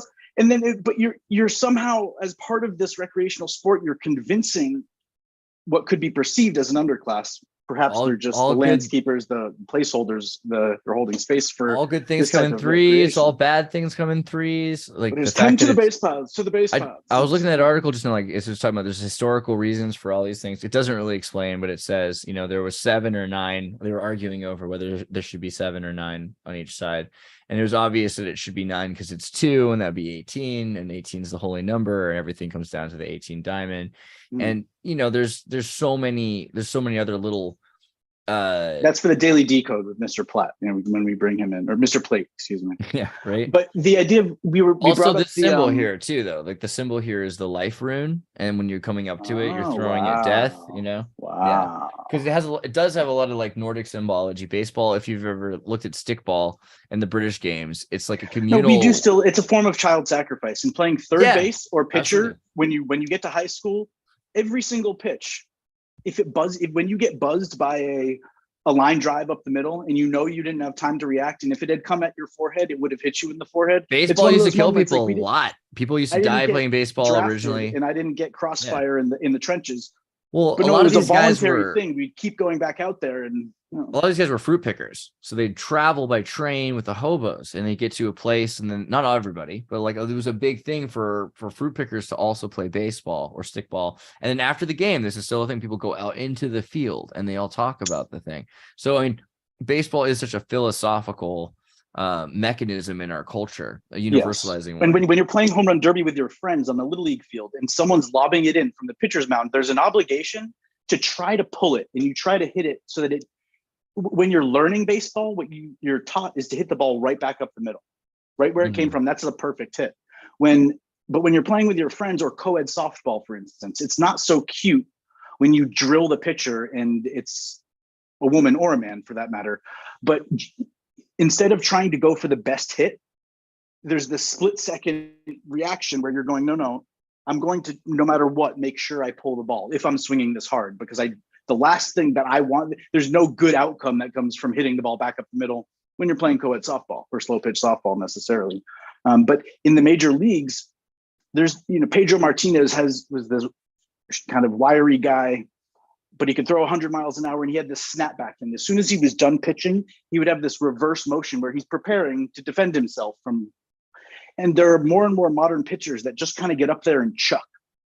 And the batters, they seem to have this existential moment where going, this guy's not defending himself. And it's almost like being a boxer where you don't take a certain swing because someone should be doing something about this. And does that mean the game's fixed, or different rules for different times? It's fixed in the sense that you have to be careful not to kill people. I mean, it's less fun of a game if people die, and so you could easily kill people playing baseball. So they have to be careful how they do it. And at modern throwing an ballparks 80-mile-an-hour fastball at someone's face, you know, it can kill them. But so off the bat, the ball can come 110 miles an hour, and if it goes into the stands and you're not looking, there was a time where I brought my glove every time when I went with my family, and I was there with the mentality that I'm like at third base basically, and there was a certain like stress going through my system the whole time. That's why they do it. He's to make you feel part of the game. But the pitch is coming in, and if it comes to, sure, I want the souvenir, but in reality, I was there to protect my. They're just the professional comedians, and you're just the backup, and so they're going to take. But now, within the last 5 to 10 years, within the last 5 to 10 years, they put up fencing at Fenway and allowed a lot of other parks where there's netting now, and it affects the fan experience a little bit. You can't. I'm sure it does. You don't feel like you're right there, but how it never occurred in the past. You get hit in the head, yeah. And they did. Bats would fly into this, but it was never, the odds of something just terrible happening were so high. So passionate about baseball. So. But now everyone's got their phone, and so they're not even paying attention. I remember my sister brought a Game Boy when she was, or Game Boy Color or something to the stadium. And my dilemma was, she's not appreciating the experience. How dare she, while we're at Fenway, have her head buried in this thing? But now, again, that's par for the course. So of course they have to put up the netting. It's kind of like nerfing society. I don't know if you've seen the tier list and the idea of nerfing something. But That is a lot like whales at um, SeaWorld, you know what I mean? Because I used to love to be in the splash zone because I longed to be one of those people that the whale just eventually goes crazy and pulls down to the bottom of the pool, and like you get to like free dive for a while, but like someone's there. It's kind of like the whale spotting you while you're lifting, you know what I mean? But Gallagher in the Weird Al movie, he said what? He's like, can you believe at Weird Al show they don't even give the people in the front row raincoats and tarps? Like, look, how are they having fun? This is crazy. I mean, when I went to Blue Man Group, that was quite the trip. Yeah, a lot you of gotta do it like American Psycho. Be ready for red paint. This is a spiral coming out of the nose of Jesus Christ, and there's an as X far as behind process-oriented artwork. Oftentimes, when you look at an image and you zoom in, you try to figure out how it was made. And outside of the ones that do the crisscrossing, hatching, and saying that it's just an artist who understands the density of the light and dark and removes a certain amount on a copper etching, but how do you get it to spiral? To me, this is clear evidence that there was some sort of photosensitive process that instead of moving in passes horizontally and printing it by having electricity come through and printing magnetic ink or something. So I don't have any explanation for this as one of those. It's just, I wish that there was a class I could sign up for that would teach how, not just a 3D printer. It's pretty cool that people can make those at home and, you know, manufacture things, but even something like this is just. You think so? Maybe what he did was start with a Masonic compass, continually spiral out until you have a spiral that is at the dimensional proportions of an oval, and then from there began shading in contour. So following the contours in order to shade the nose and making sure to limit the shading. I mean, you're talking about contours in terms of in this dimension or in this dimension? I mean, so if you go into his nose, the contours here are light and dark contours. You got a spiral here. Of the line. The spiral's giving you that. Yeah. Well, the line thickens here and it becomes black, right? Oh, come back. Yeah, and that's how the dense, instead of stippling or cross hatching, which are two other techniques that can be used. So, but to me, this was not done by hand. You know. I don't know. I mean, I think you could if you were doing it. I mean, I've seen people that are great artists that they could do this without the spiral. So the spiral, if the spiral was the way this person learned how to do proportions, and so they were measuring somehow using the system. And it was maybe done at the scale of 4 feet by 4 feet. And then there's some process that miniaturizes it. It's definitely not perfect, as I'm noticing, because like at this point, it comes down here. So maybe there, well, I don't know. It is kind of a perfect sphere, isn't it? Not quite at the chin. Yeah. You want to type in a fun word to Google is Episcopon? Episcopon. With a K. It's always with a K. I knew it. Greeks with their Ks. I trust them. I trust the Ks. I trust the Greeks. A secret society at the Trinity College in the University of Toronto. Gosh, every time. MKCan just bleeding into my content, which was being active, which had been active since 1858 when its male branch was founded. The 225th reading of the original male branch was held in 2011. The female branch of Episcopon had been active since 1899. Episcopos means bishop, which is to provide culture a modern context. The movie Skull and Bones, and maybe even Skull and Bones 2 and 3 were filmed on the campus of Trinity College at the U of T. My buddy went there for a few years, and I went and visited him a few times. And there's some process now that's been outlawed where there's a scribe who writes insults about everyone. He's like, insult the comic dog or whatever. Do they have a cool secret society at Trinity College? Because it seems like the perfect place for it. Well, they said you can no longer do it on the grounds of Trinity itself. So then they just did it in public parks. And the reading has only been interrupted a few times. And one of them was 1945 and 46, when everyone's kind of butthurt about the war ending. And it wasn't a time to go and insult everyone's ethnicity. Whereas every other time, it's like fair play. So were they racist? And very racist frat jocks. It's a no holds bar type of comedy, let's put it that way. And it's a type of personality cult where everyone gets the piss taken out of them, and it's an equalizer. And so even if you're the cool guy, you get ratted on for the time you passed out drunk. And at the same time, the people that usually get bullied also get bullied. But again, it's an equalizer where everyone shows up, and the scribe is the person who's kind of a social linchpin and kind of gets all these stories from people. This is interesting because Trinity College was secularized by Robert Baldwin and his reformist group, which I was just recently reading about. And I think the interesting thing here is how many groups were socialist state secularists in 19th century Canada when we were worried about the Civil War and stuff. They were fully on trying to take the lands from the Jesuits. They already had a lot of the land from the Indians. Well, so the modern day and, context is it was just interrupted again. It was interrupted in 45 and 46, and it was also interrupted in 1888 and 1889. Something might have happened then. To me, it's really interesting how you can use the continuity from a secret society of some weird ritual that they have. Again, it's just a social personality cult type ritual. It's like roasting, but everybody gets roasted a little bit. And then trying to understand what the interruptions were about. So yeah, what happened in 1888 and 1889 that maybe, to me, Boston experienced more of an interruption and upheaval around that time as well, as opposed to in 1860 and 1865 when the rest of the country was in a bit more of an upheaval. One attempted student suicide was allegedly linked to an 1985 reading. However, the circumstances of the connection were not reported and were later refuted by a CBC radio investigation. Good job, CBC radio. The way that the whole society starts is it's a divinity school. So that guy's trustable. The premise is that half the real graduates, trust. I think. Canada, can you try harder? Well, I'm just sorry. When I see some of the people that you put out as your Stephen Colbert's, it's like you have all these great comedians in Toronto and Vancouver that could be like personable, and then you get this suit and he just, he feels worse than a normal CIA agent because he's Canadian. It's like Terrence and Phillips' suit. Come on, clean it up. Clean it up. And speaking of the suit, does the suit make the man or the robe? So like I said, Trinity, where this Episcopon it's a lizard. Secret society came out of, everyone, in order to go to the dining hall, you had to wear your robe. And it's like almost like your graduation robe, but you're wearing it the whole time. Harry Potter. No cap. Yeah. But there's a ritual where the freshmen gather at the picnic tables in the center of the quad, because it's this old architecture, there's kind of an enclosed space. And the goal is to hold on and to be one of the last few remaining people that's still touching the picnic table. And so some people get out real quickly.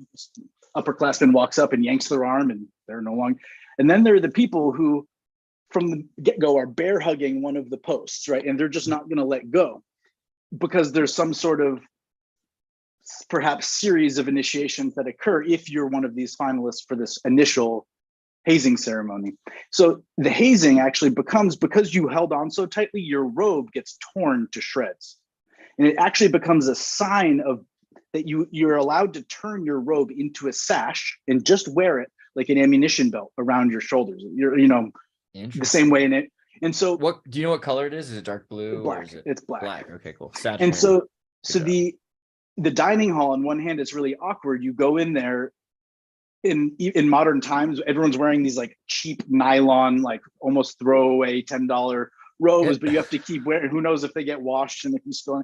But if you were one of kind of the badasses who, because people broke bones, people get hurt in these rituals, you're walking around and you get to walk in with the swag of your street clothes and kind of hold court, and you're going up and no one can tell you anything different. It's like, sure, you could buy another robe. Obviously that would be the real solution, but no, it's part of this kind of built-in ethos and then they try to strip things like that away.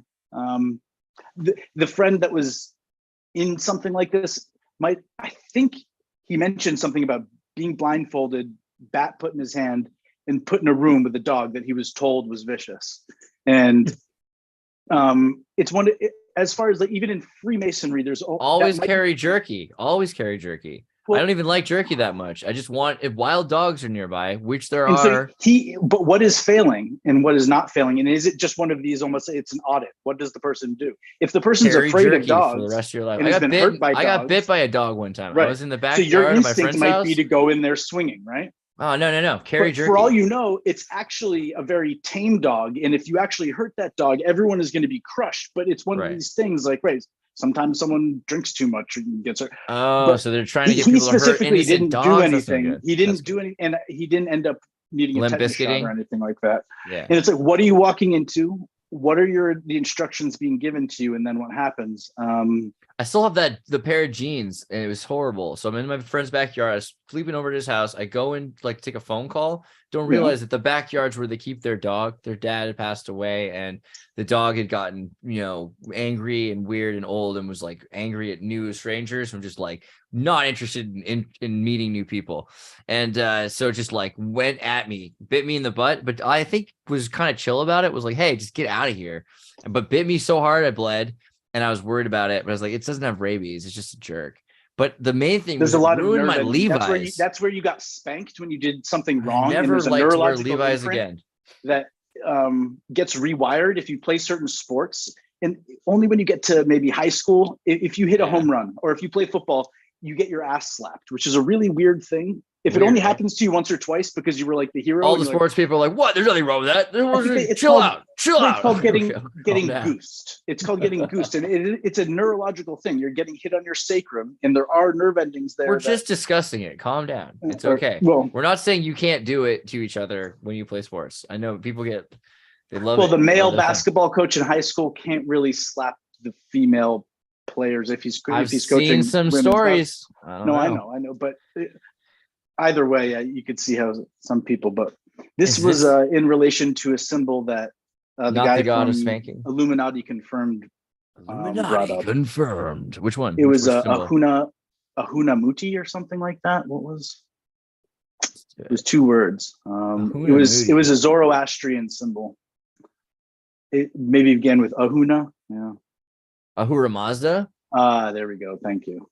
Yeah, I always remember because the Mazda car. So if you compare those 2 symbols, to me, there is an echo of one in the other. And it's that also beehive though. Look at that. It's just like, it's like a 50s mom. It's really nice. Hair up. Yeah, I mean, that looked different though. The one you found was more like portly and adorable. Wait, see, plastic surgery used to just mean like you'd have crinkles of skin. You wouldn't remove them. Sorry. Is this from South America though? Not from Persia? I believe from India. Okay.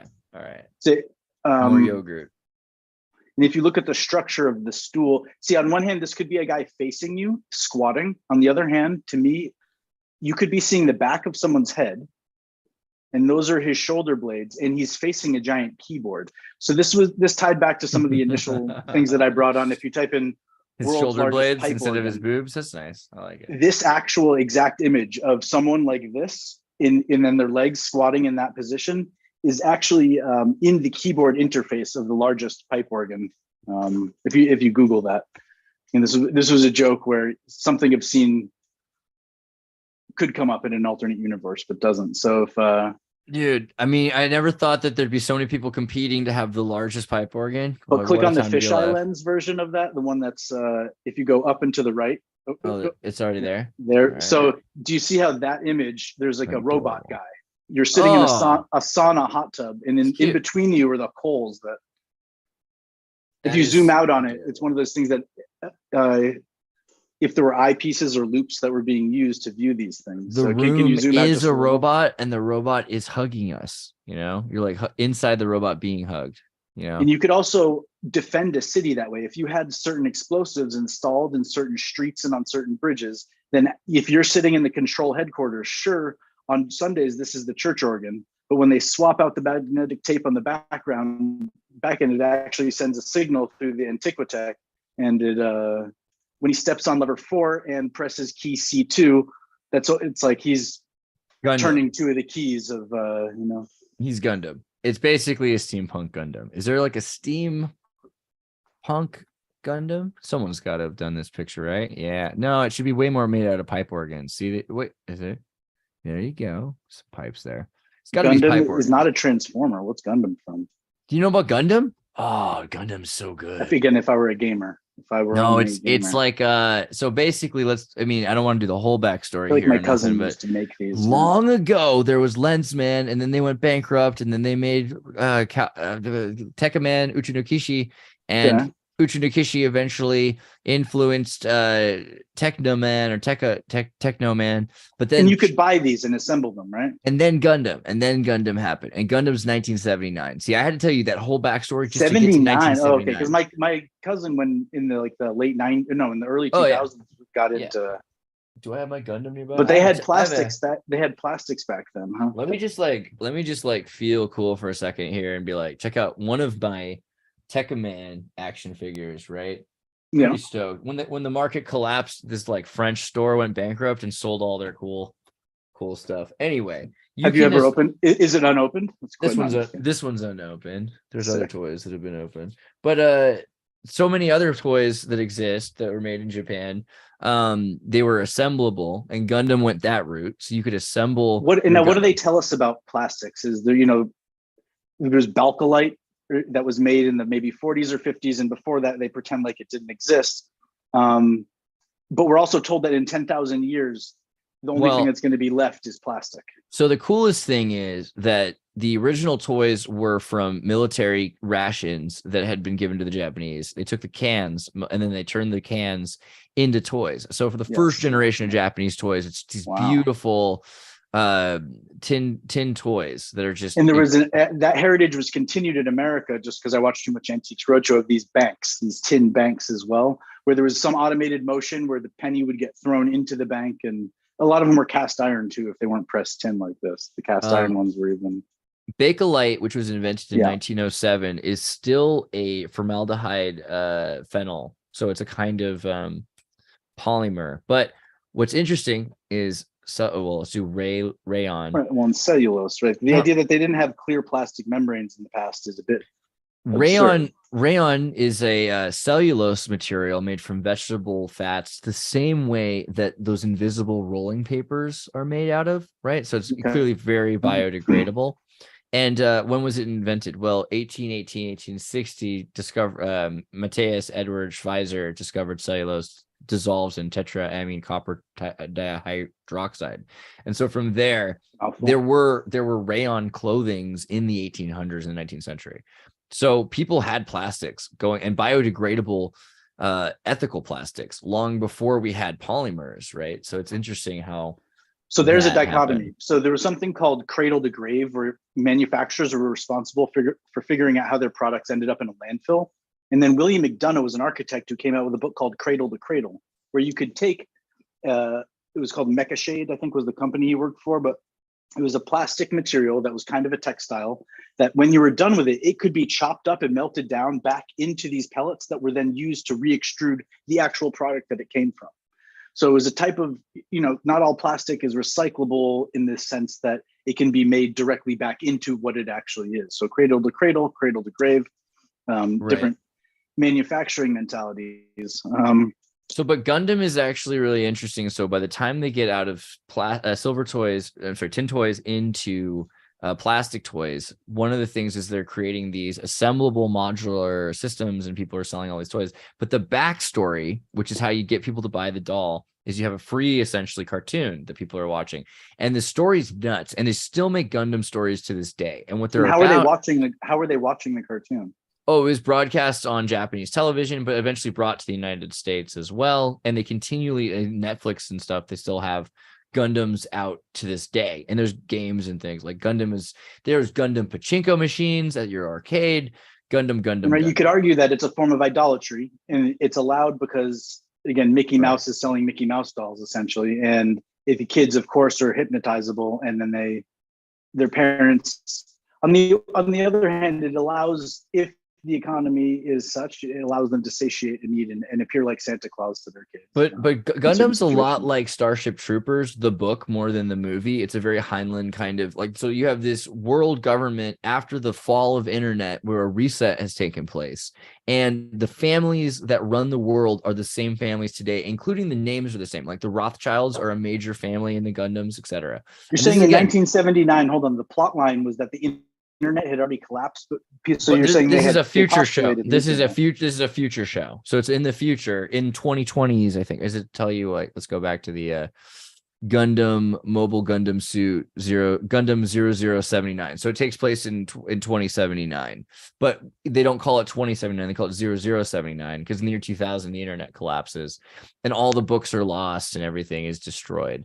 And so what you have are these super suits which can run at first, like when they first invent them at the beginning of the 70 years earlier in the early 2000s, they can run like 20 minutes or something like that. So there's like a 20-minute battle that destroys civilization. And after that, they're waiting until 2079 when people can start wearing Gundam suits again. And they're super expensive. So you got to be trained really well, because if you wreck it, your family gets put in one of those, North Korean gulags. So it's an incredible show. But the thing is that the families and the reset quality, that's the main thing. Plus whatever the steampunk robot you just showed. Well, and then someone in the chat brought up Garuda, and it's the ancient Indian symbol that it actually predates the country of India. And now, just from an etymological standpoint, I'm sure you know this, Andreas, just sharing it with the audience. And when you were on the phone with me it's like sharing that George Carlin released a special the day before 9/11 about how he was really disappointed by the amount and scale of carnage that was in the news, and he wanted to see it's so boring. But anyways, so etymologically speaking, with India, you just used to mean far off land. So India, of course, got labeled on the map as India, meaning, so in a certain context, when Columbus landed here and said it's India, it was colloquial, meant the meaning of it changed. And so now we say he was an idiot. Again, there's no bonus points that anyone has ever gotten in society for defending Columbus. I got a huge thing for Indians. The idea that he brought sugarcane and solved it, and in the process, it could be seen as him enslaving people or forcing them to. But he's the Pablo Escobar, Willy Wonka. Sugar cane's worse than cocaine. Really quickly though, because of India. Without sugar and cracking. Number 1. Does the audio work on that thing or? Oh yeah, I can hear it. Okay, so this was a commercial that I saw as a kid for Gundam, and it was like every different generation.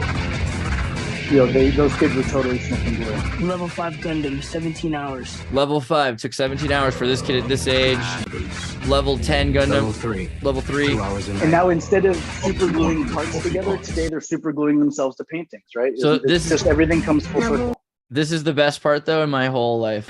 Level 1 Gundam, 1 hour. So that right there is my buddy Sabri, and so I'd seen this commercial growing up, and then I met him like 15 years after he was in this commercial. Right on. And I saw my Gundam, and he was like, I was like, yeah, you like Gundam? He's like, yeah, I was actually in a commercial for Gundam. And he was like kind of embarrassed about it because he wasn't trying to like one up me. I'm like, what? Really? And like show me. Like, I saw that was like why I got a Gundam was because of you in that commercial. I remember getting paid like $30 or $40. This was before I even had an allowance. But as a 7 or 8 year old, I would be given a series of toys just to put together, not as like a competence test, I don't think, but just as it's called focus group testing. Oh, that's good. Yeah. It's the same way. It's like, what kind of toys? Like rocket salt? The way that Bop I It? made. Did you play with Bop It? What did they give you? See, that's the thing is, it was a time where those continuous memory, maybe it was because of the cough drops my mom kept giving me because I kept asking for them, the Ludens or something. Maybe. Shame on the Romulans. Yeah. DXM. I don't know. Be careful. At some point, my memories became a lot more continuous. But I asked him though, like, which Gundams he had, and he's like, none. I'm like, what do you mean? Like, none of them. Like, well, they asked if I wanted a Gundam. Like, they were gonna give me like any Gundam I wanted, or at least let me keep the Gundam I opened. And my dad's like, no, I don't want to play with military toys because he's already Krishna. He's like, it's a vegetarian kid. He's gonna be a priest. Yeah, but it's like, whoa. So all this is lies. Everything, our whole lives are lies. Like, I wanted to play with this toy specifically because of this kid looked like he, I was like, I'm about that age. I could play with that toy. Yeah. And it was all, that poor kid lied to. I don't know. But so where was I going with the ancient plastics or no? I mean, were you at Ship in the Bottle or no? We didn't quite. Oh yeah, we can go there because that's another, in terms of, you could say glasses, the process is the same. You're just using materials that are a lot more heat resistant in order to create these things. But somehow, very conveniently, Google had these things right at the top of the image search. I remember when I first presented you with those things from the 1800s that were in a Jesuit or a Latter-day Saints museum or something that were, I don't know, people can actually, this is the first time I've been on this podcast, but every time is a new podcast. So yeah, no, you want, they're literally they're true. The Discord. Yeah. literally true. But I don't know. Should I go on the Discord to look for the library or no? I've been to the LDS library museum. There's a museum in Salt Lake City, and it's freaking fascinating. And there's, I remember picking up like 300 copies of the Book of Mormon in 300 different languages and just being like, amazing. And they have it for every indigenous language, and all the paintings are super. Like, you think Alex Gray's temple is great, you got to check out the stuff that's in the Joseph Smith Center. When you get to the LDS theater, like the museum theater, they have movies that you can't watch anywhere else. But so, like if one finds an Upart in one of these museums, and you're not looking for the bones of something, and you just want an explanation for it, right? Who's the Brian Forrester of that to bring in? And someone like Hutchinson or Dollard, instead of trying to bring them in to figure out this cutting edge thing and bringing them to supervise a team or to take on the responsibility, you just want their opinion. Can they dream into this space, and what could these things have been? I did just send something in the chat that should be a real link. Let's try. Thwarted. Oh, I'll just download the image then. Wait. Her church. It was just a double link. History.churchofjesuschrist.org. But did it actually? It brought you to the central one. Well, yeah, I'll bring up the actual image that. But anyways, if you go back to those ships in the bottle, because all I'm going to show you are something that were kind of less impressive. And ships in the bottle. There it is. Yeah. Ship in a. You got to rub it the right way. Bottle. Yeah. So if I send this, can I send an image in the chat, or does it? I think you can, but if you if you right click it, give me the URL for the image itself. That might work. I don't know if that's gonna work. I don't know if that's gonna work because it went directly to my download. Well, what was the page of the thing? Because I could probably find. But so what are your thoughts? Because again, as far as process oriented artwork and things that intrigue me, these are things that are meant to, not in a subtle way, imply artist secret. Like, not only is this intricate and amazing and preserves it, the idea of a message in a bottle, and it has these cultural tropes. So as a glass maker, you can look at it and say, sure, they fused the bottom on beforehand, or I did just send image in the chat, but it's not. Lord knows I'm trying. There we go. Okay. Oh yeah.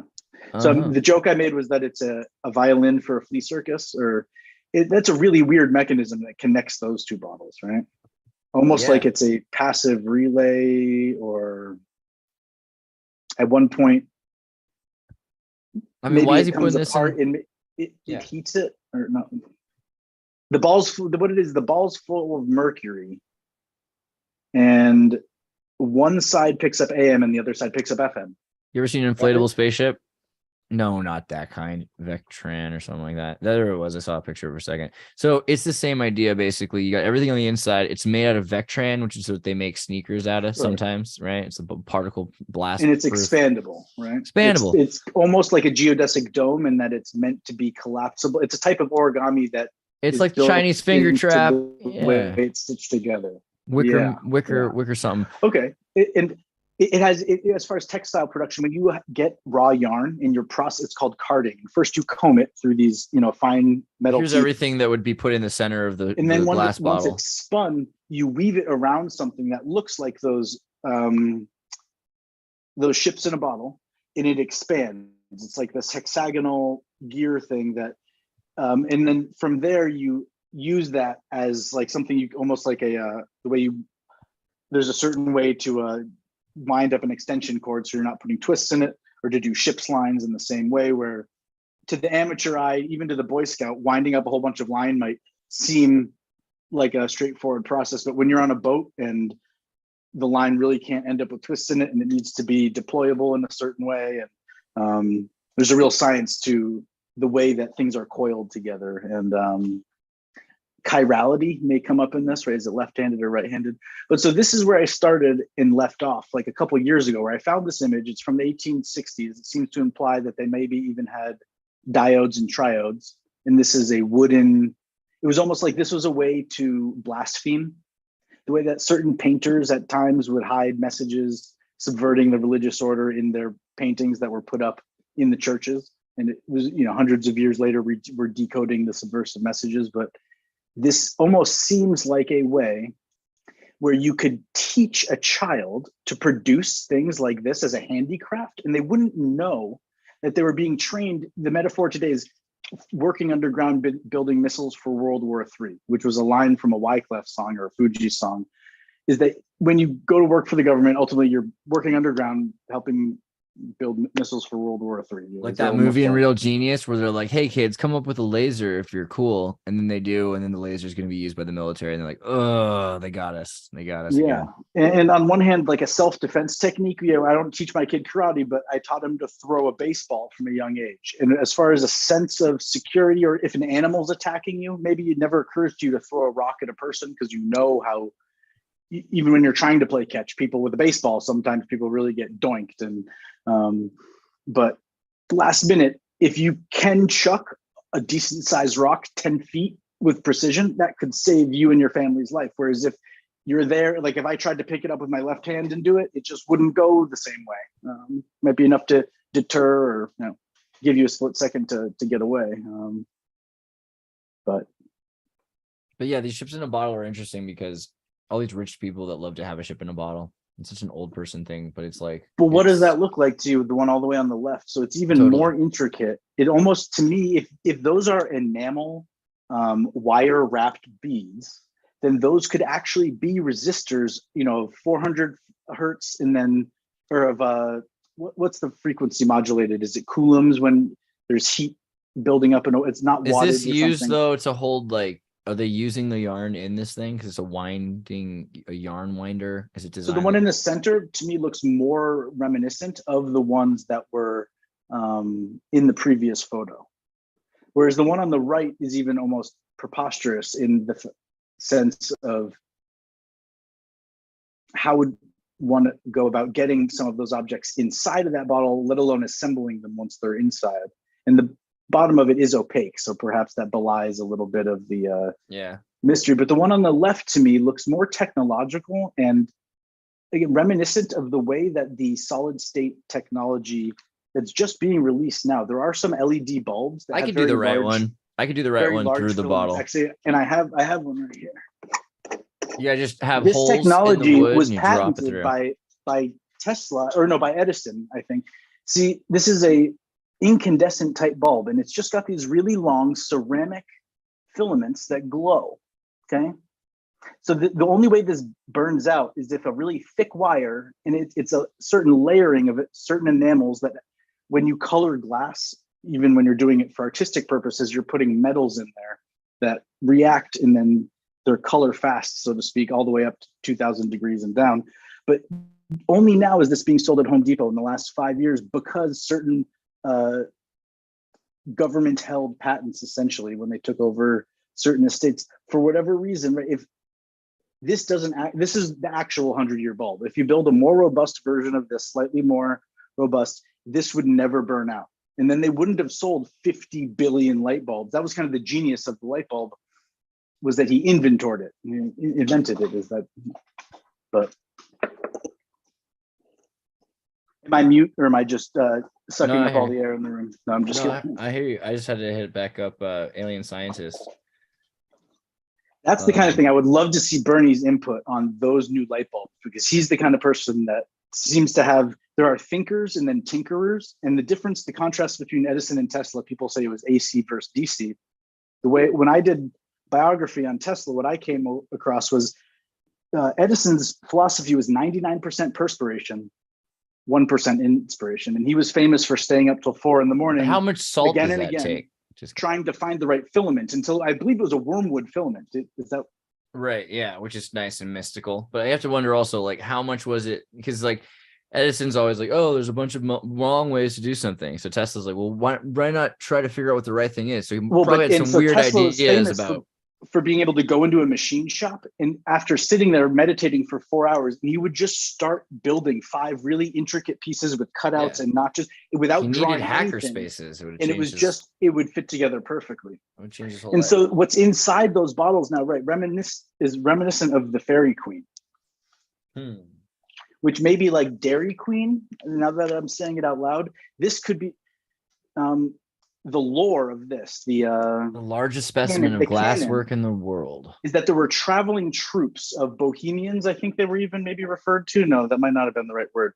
But they would go around and from scratch. I don't know if you've seen certain types of live glass blowing. There are the people who work and make bubbles and vases and vessels and stuff. There's a type of torch work where you just have a rod and you can heat the tip of that rod and kind of continually add. They do this at Disney. They make a whole, Disney palace out of it. And it's just done almost like 3D printing. But instead of with an armature that goes and lays down a bead of resin, it's an artist doing that layer by layer, and the integrity of the adhesion of the glass once it melts. And you have to the right batch exactly in those rods. In order for it to do what the artist needs it to do once it's under the flame. But so what you're looking at here, perhaps right, and go to the next slide, belies the eye because it looks like it could be made out of a metal wire armature. It could be the real scaled miracle, and large, right? The miracle of this is that all those things are just made of glass. And perhaps you can pull up better photos than I was able to find in color, and there's different versions of this, but on one hand, it's for children, a clever way to demonstrate distillation. So that's where the trickleizer comes back in. This makes a trickle over here. Not a lot of great pictures of it, I'll be honest. Well, so a lot of fairy queens. What are you typing in? Oh, Fairy queen. And fairy queen is 2 separate words. If you look in that vintage photo, there should be text underneath it. In there, they might name the name of the people that. Let me just zoom out of that image a little bit. Yeah, that's right. The Corning Museum of Glass in Ithaca, I believe, or thereabouts. Yeah. And so a child who might have been raised on the farm and seen all types of innovations and lathes and ways of kind of Amish wood shops where everything's running off of the central beam that's being turned by a windmill outside. So what was the text on the bottom of the? Here we go. Here's a good one. Yeah, another similar display. Or so on one hand in the front there, you can see there are little perfume bottles. Or if you had, 100 hits of acid and you needed to store it in something that could last 1,000 years. Those are kind of maybe amphora bottles. Or 100 hits of holy water. A perfume. Where the prostitutes would keep their scopolamine spray, their self-defense. You took it right back, Stefan. No, an acid, it's disfiguring, but it's a form of self-defense. It's instead of carrying a powder horn. And then if you need to time travel and Back to the Future 3, Minnetonka. It's not bad. Well, I mean, so glass though, it's there liquid. We go. So and this is what I feel like should be. Oh man, someone should sell this to make extracts. The giant pinball machines where it's like this giant clockworks and 10 balls build up here and then they cascade down the. So have you seen these? This looks like one of the rosin machines from Summit. Summit rosin, is that what it is? Summit extracts. Shout out to my buddies from high school. I think they still have a company. I don't know. They do extraction process like glass machines. They do like the what's it called? Cannabis extract machine. Summit Research, something like that. And it looks like this. And so these machines. If I were to start a company, it would be for what is it called? Whoa. Super fluid. There's a triple. Whoa. Look at that. That's crazy. Do you guys know what that is? That's like what bees make love for. That's what they live for. That's their pollen, essentially. A little bit. That's amazing. Kind of. It's the plant's sex hormone that makes it stink a lot.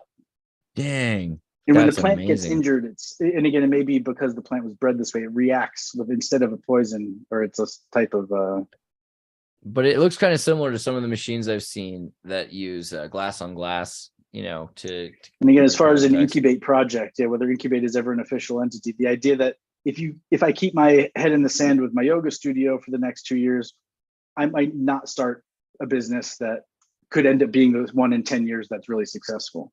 And building the framework and the networking group. If I knew anybody that knew 5 people that could actually make an extraction station for super fluid, it would be like trying to get you to reach out to Nile Red or Nile Blue, whoever, and like a couple people to.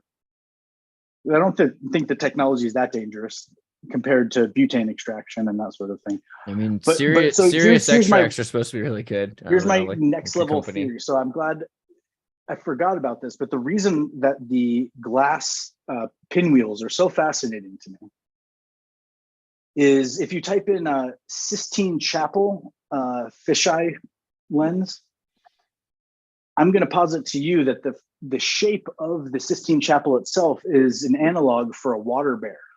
You know, the a tardigrade. Tardigrade? I like it. Okay. And so these giant cathedrals with their light ports, there used to be statues of, this goddess holding a mirror and this goddess here holding a lens, and they would be moved ritualistically throughout the day to focus the lights from the different windows into this giant, what could have eventually almost been like an electron type microscope, not quite That is powerful, interesting because like but the to the extent where building's they not would see a tardigrade. the building's got all these pictures of muscular people, but it's not shaped like a muscular person. It's shaped like a tubby little water bear. You know what I mean? Well, tardigrade.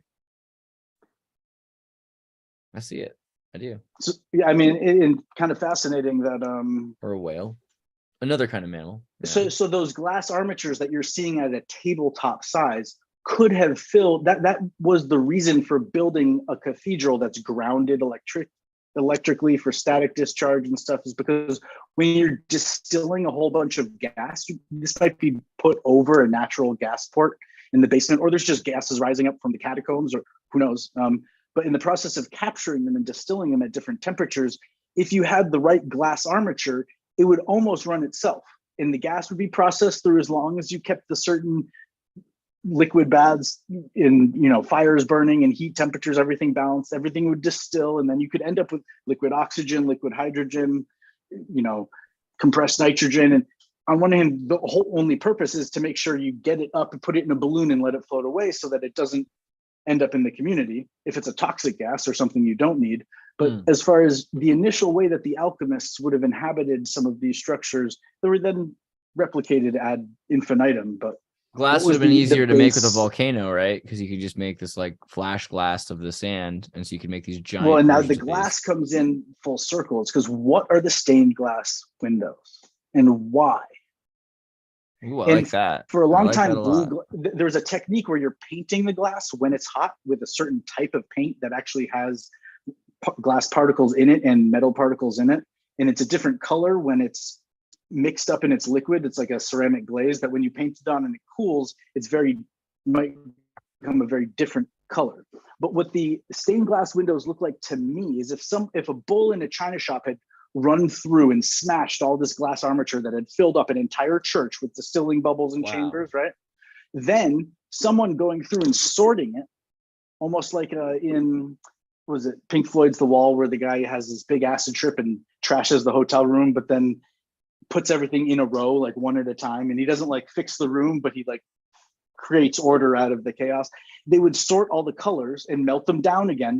They don't know how to source the glass. They don't know where the raw materials came from. Super rare. They don't know different colors, how to turn it into any, but what they did is they were able to make colors out of it and then make sheets out of it and then break it into shapes and make stained glass windows out of it. And then pretend like that was what the glass was always for. When in my opinion, a lot of that glass is probably recycled from a giant glass armature that was inside. And that's why we don't find the lenses and the, because they were melted down for the windows as batch. Now, are we cooking with fire here or what? Obligatory picture of Superman being scarred by kryptonite. Yeah, what does the chat think about that? Did Stefan have a cogent thought? What do you guys? Yeah, I think that's nice. I like this one. The stained glass windows being from volcanic glass. It's a long thread. This unknown window that you can look into, not only the ships in the bottle, which are an interesting representation again of transistors and vacuum tubes. All part of the plan. But I'm not sure where we go from here. Nothing in particular. It's Could not talk about bad. German numetics or hermeneutics or We can. You want to do that? I mean, I was also you've got this Norman Blumberg Tower, but yeah, it's German. What do you call it? oh German... no, let's keep going through the image. No, that was just a linguistic play to say that they I sound thought the it was same. good. I thought there's like places we could go off that punchline. That punchline. So this was is more just of a an way for me to icebreaker. quickly, we don't have to dwell on this. This is me showing off. If people, including myself in the future, need an example of, it's like, oh, sure, Stefan, what are you good at? And you go through all this content online and you look up and do this researching. Okay, so you can breathe and all that, but this weird pattern recognition software where, as part of an artistic process, I've always acknowledged that it's like, right, I'm watching how it's made. I'm watching Discovery Channel because, especially when in architecture school, the idea is you're coming up with technological solutions where sometimes the tech team goes to the rainforest and learns about a plant, and the way that that plant functions actually informs their manufacturing process and revolutionizes, breaks a paradigm. But so here with a series of images, the Blumberg Towers, you have the movie Dogma, which is riddled with symbolism around two towers, or, it was the Bartleby and what was his other friend's name? So Loki and Bartleby. Loki, yeah, thank you. And the idea that these are two guys from Boston, and the dialogue right here. So look at the tower behind it. Let's say, because what ended up happening was people stopped paying rent, maybe parts of it were condemned. And then like there was no such thing as a badge by the top floor, in theory, so to speak, conceptually speaking. And so the worry is that people are being exploited there. They're being held either in captivity and as sex slaves. On the other hand, for some people, that's the only safe place that they can practice their trade, and they can come and go as they please. Is but this no not one... the hospital? Is this the hospital where God is at or something, or no? That happens to just be in the background of one of the finale of the scene where they both cut off their wings. And look at the line of dialogue that Ben Stiller is saying to Matt Damon. It's okay, I'll do it. Very Boston. So again, the idea that the Tower of Babel is a story that, again, time and time again, mankind tries to reach the heavens, maybe to blaspheme because they want to be God or even just be close to God. But inevitably, what happens? Dun, dun, dun, dun, dun. The giant comes down from the hillside and gravity takes over, and the tower crashes down in bits and pieces, and sometimes not bits and pieces. I like this movie because it's basically saying that man is responsible for the demise of the natural order, because the loopholes man has created, which God has to bind true, those, which is a Catholic kind of paradox, but it's saying that it's really, the devils are all going to follow God's natural law, because the law is like, it's physics, and until man creates some voodoo magic about it, in which case that can be used for evil. So it's like man is the creative drive, which allows for blasphemy. Well, so here's to me, the blasphemy of the two towers is that mankind thinks that, even though throughout history, episodically, mankind builds the tallest tower they can, and eventually that tower collapses under its own weight, whether this is a metaphorical thing about academia or knowledge or society or power, that power tower eventually kind of cracks. If you click just a few more images forward and back, you'll see other towers that are more or less traditional in there. So to me, this is how everything would have been built in the past. If someone built a tower that could actually, you would just end up with like people building wooden things on it, whether it was while the civilization was still intact or not. And then eventually that structure gets overloaded and it collapses. And the story of mankind is doing that over and over and over again. So the Twin Towers is the hubris, is everyone is, and to me, again, it shows how impressionable what the hell happened personally here? my mind is. So that's what happens when architects really get together and do something cool, huh? I guess it's pretty cool. It's a suspension. It does look kind of like a toy rocket that's like spinning around the room, like pew, pew. Can you do the thing? Do the thing with the noise. Okay. It's like it's going around and going. Yeah, like that. Exactly. I don't know. It's not bad. But the idea is that everyone was still so surprised when the two towers came down in this very stereotypical, in like an iconic way, where they fell on their own footprint, as they were meant to from the moment they were But so taking Is us there a back good to, GIF? I wish there was like just a domino kind of footage thing of it. Ooh. It's just the one though. Show me more. Anything? Nothing good. There we go. first time, I That think it was one. 9/11 this year, I watched a montage, and it actually evoked tears for me when Yeah. I mean, this is when I terrible. saw. So how old were you when 9/11 happened? I was in 7th grade. I'd Okay. just been copying a bunch of CDs for people because I was like Yeah. at a school that didn't let kids have CDs. I had a CD burner. I'd gone and raised my hand during class to go to the library to get to the computer. I said I was going to the bathroom because Okay. I wanted to buy this $20 DVD burner Yeah. with the money I'd been making off of selling CDs.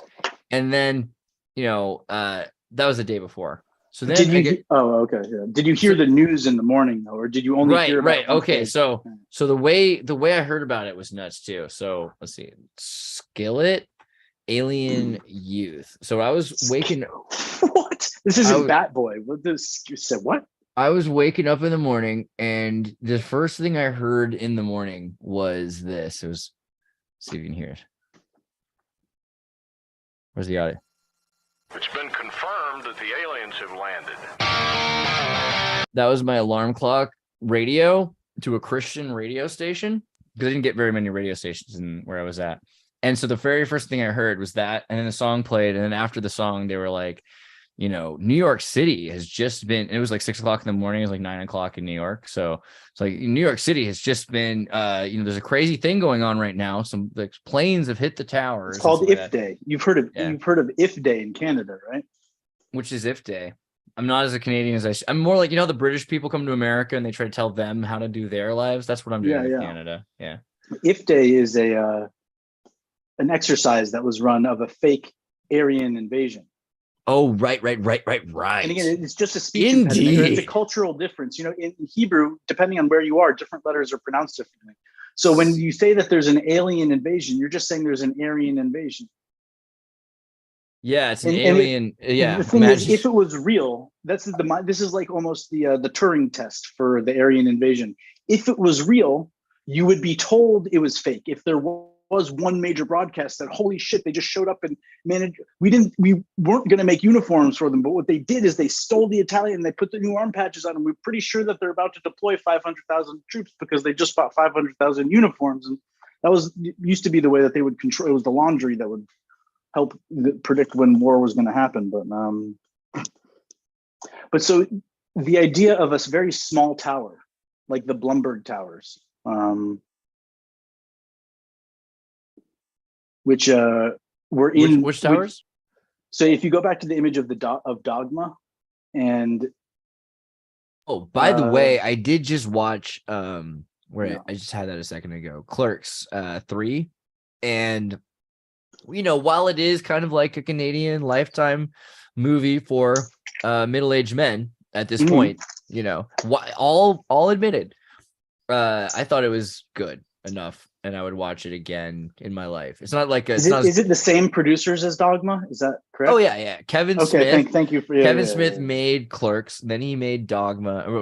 Kevin Smith made Clerks, then he made Mallrats, then he made Chasing Amy, then he made Dogma. I love how Kevin still just comes. He's like elusive, and he's not around. Overexposed. He's around. He's got a podcast. Just shows up on YouTube and still is the same guy. He's got a podcast, View Skew Productions. He does comic books. He's doing stuff, but he had a heart attack, and so he lost a bunch of weight, and he's living healthily and things like that. And so obviously that's going to affect how you make a movie. There are times that if you have a heart attack between age 40 and 50 or 40 and 60, it means that you have the lifestyle readjustment, which means you can live until your 80s. Whereas if you have that heart attack when you're 60 because the thing's built up, then it might not be. I know if the Britney Spears synchronicity, I didn't mean to but I get it. It does work.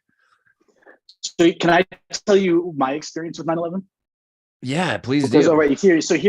And here I am talking about me on the West Coast. Come on. For Mr. Plate's sake. Yeah. So we're not just showing a bunch of images and assuming that the audience knows what we're talking about. There were two Blumberg Towers, and you saw in those series of images that they were brought down under controlled demolition in their own footprint. But the danger of doing that is you have to make sure the buildings are cleared. And we brought this up in the previous episode about the Normandy ship. What if there's a giant pleasure yacht and you keep sending men in and not all of them come out? And you don't know if it's because they've been accepted into the fold and it's like, right, they want to do 5 years instead of on a submarine, they're on the Normandy now. But at some point, there's enough of a human rights issue or whispers or rumors of crime or exploitation that you need to clear it so you can demo it. You saw Bosom Buddies, obviously.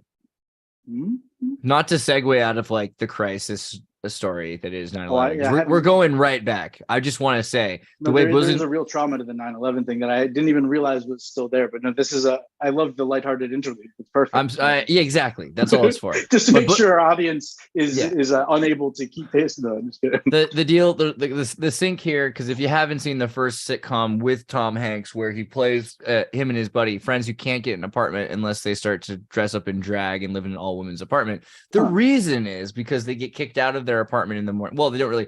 They're told that the apartment they're living in they can't live in anymore. They assume the identity of a rent controlled person. The apartment, the slum apartment that they're living in gets like bashed in with a wrecking ball while they're in the living room, and so they have to leave because they're living in a building that's actually being demolished. You'd have jaw inserts and maybe even a nose disguise, because if you were a beautiful woman, when you were going to get your groceries, you'd want to look like an old hag, because otherwise you become a target. So there's ways that instead of just masking with a burqa or a hijab, which John Doe says I live in it. Oh my God. Or hypogenic reasons aside, there are other ways that we're more, if you're exposed to it from a young age, the idea that you have different size, shapes, and jaws of your teeth is just kind of standard because everyone ate raw corn and their teeth were broke out from. Or there's, from different kinds of hominids. Rodeo, some people's mom is Bigfoot, but you also get kicked in the jaw by a donkey. You didn't. We got a super chat from Jeremy Fawcett for 1123, which I love you. It's like my own kind of yeet, because it's like there's the yeet and then there's the 1123. It's like I love meme magic in super chatting. That's a beautiful. We're still trying to decode that one, huh? Well, you know what? It means many things. Maybe Jeremy, if you want to talk about 11 or 23, those are some of my favorite things. I'm going to do a 23 Enigma thing pretty soon because now that I'm at 20. Here. So what's cool is after a super chat is if you'll follow up. I'll keep an eye on chat, and if he wants to explain 1123, it doesn't have to. Remaining an Enigma is also cool. There's a million beautiful things about 11 and 23. We could do. I'll do a thing on both those numbers before I die. Brought to you by. What I like in this too is like channel surfing, or if you're got a bunch of different videos that are loading at different rates and you're skipping back and forth. But this is actually how I tend to experience. John Doe says he lives in NYC and it's flawless. What? Oh, divergent. Lawless. I owe you an apology. Jerry Lawler. I was like flawless, and I was like, I don't know, bro. I don't know, but yeah, lawless. I get that. Okay, but so walk me through this. How old were you? September 11th, 2001. Yeah, I was a junior in high school and was spending most of my free blocks, instead of driving around and getting as stoned as possible in the shortest amount of time possible, and or eating as much food in the short amount of time possible, and or combining the two. Was in the photography lab, dipping my hands in chemicals instead of using tongs. And but in the photo lab, the photo teacher had a TV, which was a rare thing back in the day. Having a flat screen or a TV in every classroom, even in a wealthy-ish school district, wasn't par for the course, let alone the ability to say, hey, tune it into something controversial that's happening right now. So in the morning, somehow I was up first and went and turned on the TV. I think, now looking back on it, is because I probably listened to sports radio in the morning. I was a big Red Sox fan. They hadn't won for 85 years. So there was this Fever Pitch Building, which was a movie eventually with Jimmy Fallon. That was like one of his first big breakout hits. Idiot Girlfriend? Or is that after SNL? What was that with Drew Barrymore? What? I just remember the Idiot Girlfriend one. Remember? Idiot Boyfriend. It's like, I know what you want. I'm gonna screw it up, but I'm an idiot. Yes, and that's so Boston, boyfriend, which has lost this. We're now the city of champions. It's Titletown, where for a long time being a Bostonian through and through meant you were a lovable loser, and you were going to root for the team that always screwed it up in the end. And then there was going to be this phase where it was like, I don't want winter boyfriend because you're depressed because they didn't win the World Series again. They got close. Wait. So led you girls on. weren't gonna date guys I because they want were. summer boyfriend where you still got that excitement where you're so Man. it's like, but loving someone through the process year in year where you're watching them go through these Are fluctuations. there any It's winter not a sport? psychological. What are the Boston winter sports though? Well, you have hockey, and again, that's also very Do you guys Bostonian. are Boston good at hockey? Do you guys win? It's not a curse. There's a right? very strong tradition as far as one of the original 6 teams, I think, in the league. There's been a lot of expansion over time, but Boston has been. But they're not cursed like baseball was. They were cursed. No, there wasn't so much of a reason to have not just national attention and know that your team's getting national attention each time it gets close to kind of breaking the curse of Babe Ruth. It was the kind of famous Babe Ruth curse. But so anyways, that's why the only reason I can think of as a 16-year-old that I would have gone downstairs and turned on the news. Oh, to find out if you lost because you were worried you'd lose your girlfriend. Yeah. Perhaps. Yeah. Well, no. But so I saw that the first plane hit. And I think I was watching TV in between the time the first one and the second one hit. Okay. And the implication right from the get-go was that even if just people were trapped above the floors where the planes hit, if those floors were fully staffed with people and the stairwells were cut off, you're looking at probably 5,000 to 6,000 to 7,000 people dead, like right off the bat. Right. After the first plane you're looking at it, they're going dead.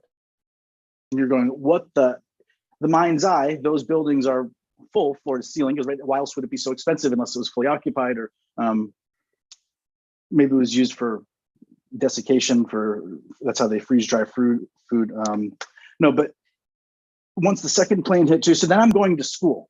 So some parents would have woken up and seen what was going on and been like, all right, family, time to call a family meeting. Everyone, let's sit down. We haven't done this in a long time, but let's sit down around the kitchen table. It's breakfast time. Something very serious is happening. Not just one plane is hit, but it's now 2. Okay. And so then once 2 has hit, again, the implication is thousands and thousands dead. Now, in my high school, when I show up there, immediately there was a release of the passengers' names that were, Andreas couldn't look less interested. No, I'm just kidding. I'm totally kidding. Are you kidding? God. I'm burying my soul here, dude. No, I'm just kidding. So I'll wrap it up. But No. You read that wrong. You read that wrong. And anyway, you were making space. And actually, right. In the final cut, I'm finally getting a spotlight. Bro, I mean, like, I'm off camera. No. Yeah. It's all about you. But I was just sorry. Sometimes I have to hold back because I got a million ADHD thoughts. And so when I think about 9/11, pull out your ace from the hole so that you can help me transition away from this long. No. Actually, I'm fully interested in discussing this, actually 9/11 in general, but like the implications of exactly the context of what you were experiencing. Right. Yeah. Is how, and not everyone experienced it. If you didn't watch the news or hear the numbers, it was different for you because it was 9 a.m. or 10 a.m. when you got up. For me, it was 6, right? So like everything about it changes, right? It was middle of the day for people in Europe, so they were like coming home from work when they heard about it. So it does matter in a lot of ways what you're hearing when you hear it, you know. And I was in the process of 10-second aside of reading a book called The Death of Ben Linder that talked about how American CIA funded rebels to go up against the real Sandinistas, the kind of natural rebel force that was trying to liberate the country from colonial forces, not so they weren't a banana republic. And it was an American Jewish engineer who was killed by an American bullet. Slow that part down a bit, because you're like, no one's interested in this story. But but by the way, the death of Ben Linder is definitely, it's not what comes up first when you Google his name. But yeah, no, he was actually killed by an American CIA funded bullet. And the idea was I had a lot of hatred towards what America had been. That's what my history classes were about, was a listing of all of our sins, Howard Zinn. We were growing with history. What was the People's History of the United States by Howard Zinn, right? Did you have that in school? No, that wasn't part of my. Oh, you're so lucky. People's History. See, like, that's the thing. We're really similar, but I think they targeted us slightly differently. I think you had some equivalent, but this book was the People's History of the United States, which is an interesting book. Don't get me wrong, but it's so anti-Eurocentric. It's very. Have you been? Ward Churchill is. Not Ward. No. Ward Churchill is a Native American who went to like Oxford or something. You know, he went to some like major schools and stuff. But now he got in trouble because he talked about the World Trade Center and the economic implications of it. But he talks about Eurocentricity a lot and how education since the Jesuits has been very Eurocentric, which isn't great for Native Americans or for nomadic people or for anybody really, even for Europeans if you think about it. But so then you get these people that are very like anti-Eurocentric, and then that becomes very anti-American, right? And Howard Zinn was like, everything was so much better Do you than see us. the crossover of how Eurocentrism is perceived as an attempt at enforcing a xenophobic mentality, when in reality, I like acknowledging what you said, it's almost a weakness in certain points. It's like if the history is so Eurocentric quiet there. that we're Say that missing again. the Indian history. Oh, sorry about that. Repeat. Yeah. The history being Eurocentric, as opposed to the perception is perhaps in the modern day context is that a Eurocentric telling of history, the patriarchy, so to speak, that the colonial patriarchy that exists, could be seen as a form of manifesting and perpetuating a type of injustice that is meant to keep a Eurocentric telling of history in place. Sorry, I think is it a mousetrap? No, I'm just kidding. Yeah, but I think of like, so my favorite. The I mousetrap love is the Twin Towers. I love all like the race, class, and gender textbooks that I had to pay $100 for the new editions for my multicultural emphasis California political science classes and English classes. But really what I love the most is when you get into like, so Zizek says that it's not so much about what's right or wrong, it's just about perversion. And so there's all these kinds of perversion. And so what it is that being a xenophobe or a xenophile is a perversion. It's perverted. If you're even monotheism could be seen as a form of perverting a perfectly good philosophy that applies to certain situations, but then to say that it's the be all and end all, or the one and only more. And that's why Eurocentrism, again, the part of the fault of it is that it actually is missing the wisdom, not the knowledge. We're not missing the technology or the history. What's really missing is the cultural wisdom and the traditions that even on a more violently like philosophical level, and on a more profanely philosophical level. He has not slept very much, or that's a makeup job. Yeah. The ideas we have, the philosophies we have, the words we have are all based in experiences and in our perceptions, which are perversions. They're perversions of experience, to be a memory of a reality, to have a picture, a painting of a place is a perversion. So on the most literal sense, we are perverting our reality. And so people will say, oh, well, these people, they're not as good as these other people, and that's or as good as me. At least or even say, you know what, this is natural for me, so I'm gonna stick to that. Whereas other people might say, oh, well, these people, I really want to eat these people's food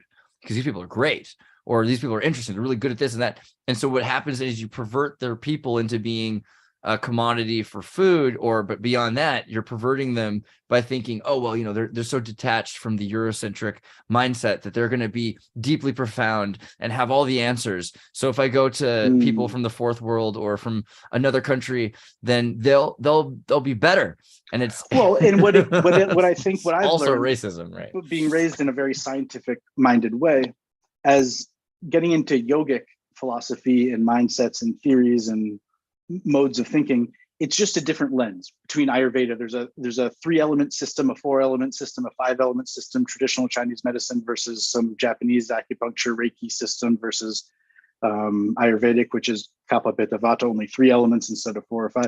And instead of one being the correct one to use at all times, it might be a useful lens during certain phases of your day or your life or career arcs, that sort of thing.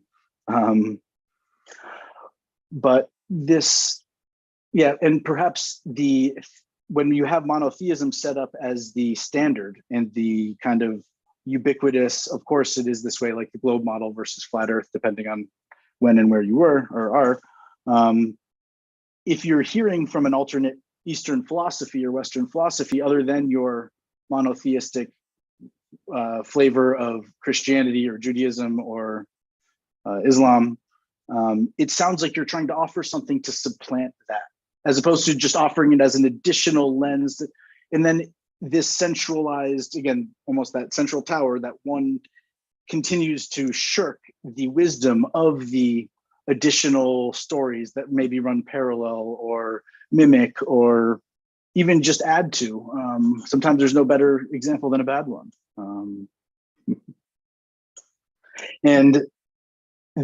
So at the time, growing up in Boston in particular, the way that you could be cool and edgy and be an academic or a bookworm was to find things that used to be banned in Boston, which was a nationally known term for certain types of books, whether it be Che Guevara's guerrilla warfare or Lenin's manual or maybe the Communist Manifesto or Mein Kampf, certain things that weren't, book burned or totally prohibited. And the theory was, the freedom was to have them in the library, and that when the feds came through, the army wasn't allowed to go to the librarian and ask to see who's checked out what book.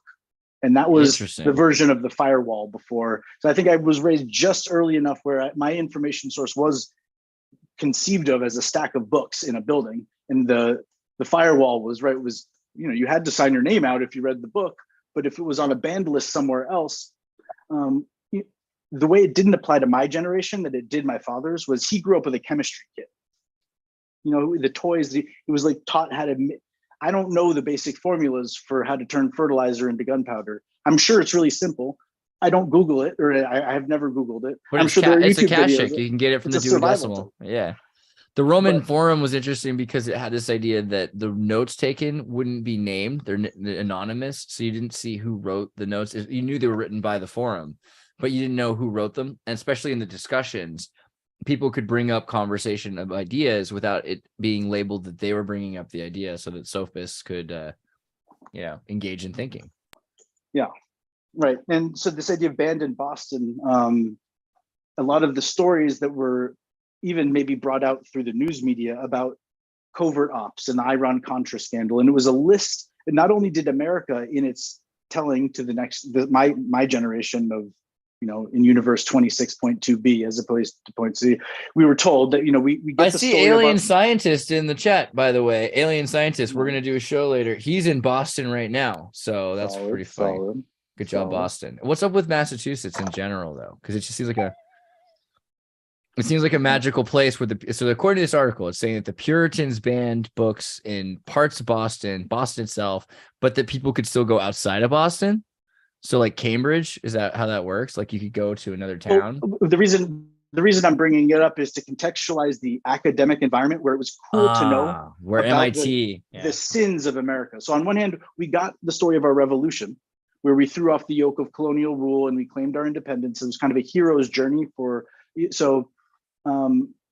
in India, they were actually known for kind of being an effete people, where they were very intellectual and to the extent where they were not physically strong. And so yoga there was like a bodybuilding contest. And the yoga champion Bikram Choudhury, when he came over, he was built like Arnold Schwarzenegger in his earlier days and had suffered an accident where he shattered his knee, was told he would never walk again. But then the local ashram helped him rehabilitate everything through the yoga and without any surgery or anything. But that helped the people of that country, call it India or whatever, regain an identity that had to do with strength and fortitude. So that's a tear I wanted to go on. This is my hot take. So earlier, but then it's like India. Lashing ourselves on the back, and this was even before flagellation, the invasion of Afghanistan and Iraq and all the civilian, which was my college years going. I have a bunch of art pieces that kind of bleeding paintings and oil rigs and. I was literally just thinking about that earlier. That like we are all Indians. That is a better word than Tartaria is India, because Indios means God in God, right? And so the name that like these are God's people. It's better than pagan, really. Is Indios. These are God's natural people. It's yogi, kind of thing. And so you just kind of it's an description you can describe to people. You can say, okay, well, this is the way.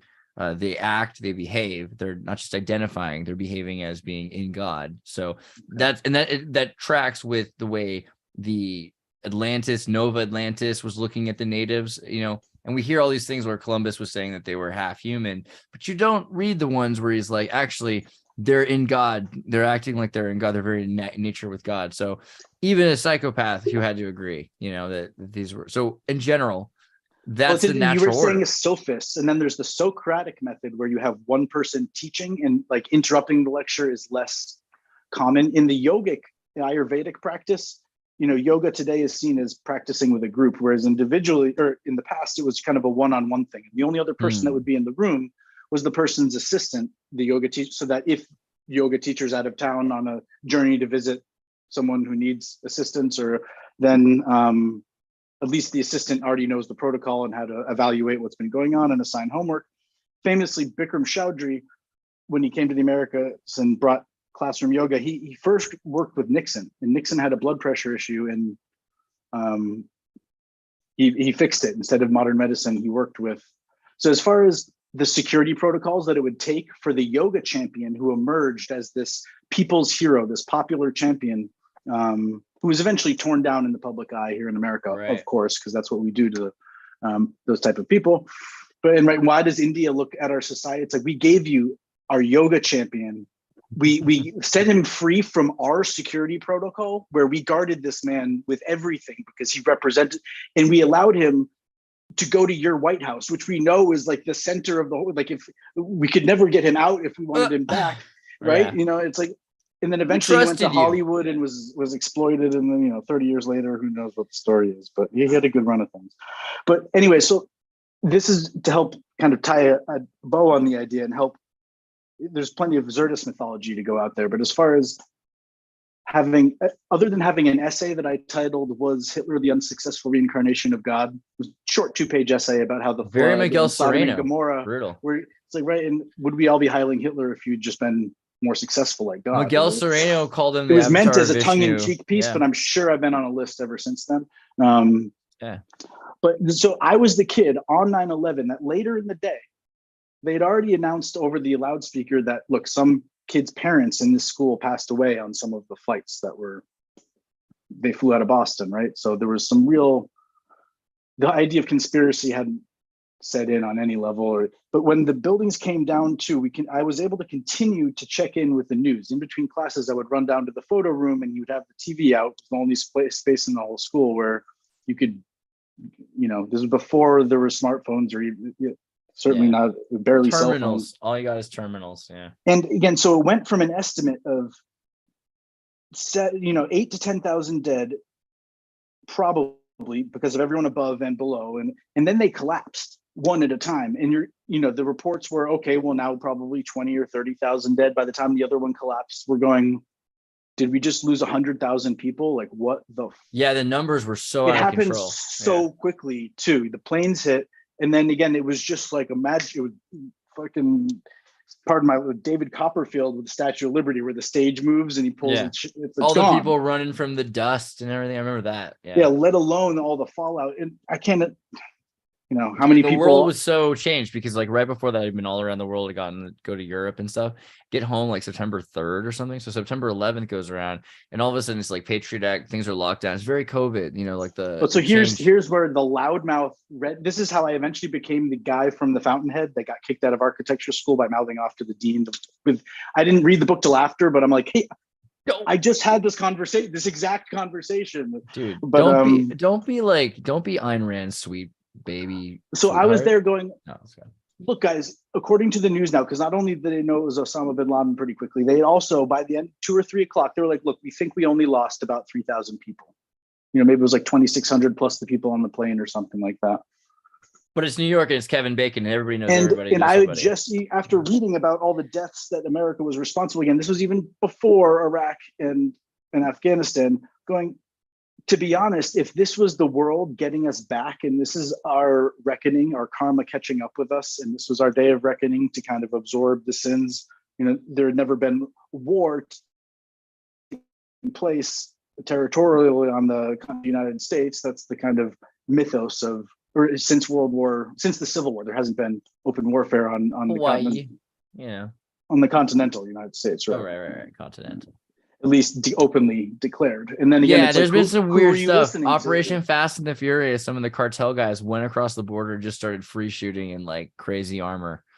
like a But scene it's out of if that day. movie. Like on one hand, when if day happens and Canada announces that the aliens have landed, it's your security protocol tells you to switch to channel 2. And then on Right. channel 2, they start declaring war. Okay. But you Right. switch back to channel 1 and they go, just an exercise. Sorry, guys.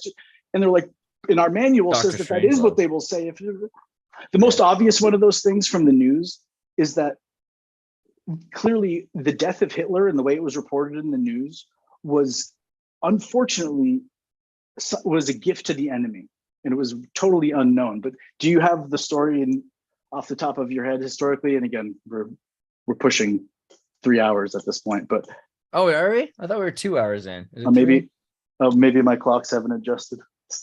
I don't know. I'm enjoying it. That's not bad. As long as you're not You got to do streaming. alien scientists afterwards, but we'll do at least the end of If I we can started like wrote me into that one we too. started at 4:30. It's 6:30. Yeah, okay. Okay. Well, let's finish. Good enough. 15 minutes in, we're good. Well, Yeah. so what is your recollection of the kind of the final 3 sentences in the obituary, how Hitler was found and how he killed himself? Oh my God, I love that one. So the Soviet Union have a woman's skull in a museum that they say was Hitler's skull. I went swimming in Bariloche to his house. When I went to San Bear in Paraguay, San Bernardino, which is this like atomic radioactive poisoned lake, you know, in the middle of Paraguay. Beautiful place with multi-million-dollar, very futuristic Bauhaus architecture homes, you know, very nice stuff. Art Deco, no. Very nice stuff. From people that run the world from South America, like for the Yakuza or for, you know, the Taiwanese, I don't know if you call them triad or whatever in the area, but also Germans and a lot of German rich families and, you know, Paraguayan elite and the Argentinian elite. But it was like April 20th. And so, of course, there was the whole, like, people were not there to smoke pot or anything. It was because that's also his birthday. And there were people, 420, yes. yeah, that's right. So it was a weird time to be in the hometown that apparently, I did not know this at the time, Hitler had gone to after he'd left Argentina. And so I believe that he did not die in South America, did not die in Germany, but that ended up in you know, Argentina. But then Argentina has a lot of communists, the Italians. See, here's So the thing. Here's the thing. The quick parallel that was all fascinating information. Thank you for providing context. In my textbook, what I remember reading was that it was in a bunker. Again, if we're playing. Oh, right. Okay. And I also went to that bunker, so I can tell that version of the story. Just 30 seconds. I gotta do it. So I went to Germany with my dad, 2001, right before September 11th. And we went to the bunker. I can't remember if this was in the Austrian or German side, but it's a museum. And the museum is, you go in and you go down. And you start at the top. And they have all the museum stuff about Germany in the 20s into the 30s. And it's like, well, this is where Germany was. And then this is, as we go further in, we're going further towards what in the time. And you've seen enough social media posts that you believe people do come out the other end of this. Well, because I want to imagine if every Holocaust museum was just a one-way. Sorry, that's a bad joke. It felt, yeah, I hear you. But no, so we get down into the basement, and then you're like, okay, this is like every 100 meters. Now this is every 10 meters. Now this is every 3 meters, and this is the final meter to where he would have been. And it's like, no, that's not where he was. And like every movie since then has shown him in a ditch covered in petrol on fire, or Brad Pitt. You know, I love the Inglourious Bastards one. That's cathartic. Tell everybody, oh yeah, there's no body because we blew him to smithereens. I hope that makes you sleep at night and let go. Two guys from my high school, Eli Roth and who were the directors? Eli Roth and I like Roth. Hostel. He went to your high school. That's cool. Yeah, so there's a lot of provenance, so to speak. Not shrewd to avoid some big businesses that came out of, but it's not quite Episcopon. But yeah, Newton is known as just well, interesting. Again, who knows who was on those planes and why they were flown into what they were, or why those people. It was Mark Wahlberg from Boston and Seth MacFarlane. Yeah, both at the last minute. Yeah, it's very I'm not saying that it implies anything nefarious on there. Yeah, no, it's just spooky. It's spooky stuff. It's like, it's just a spooky story. Universe, come on. Yeah, that's all we're saying.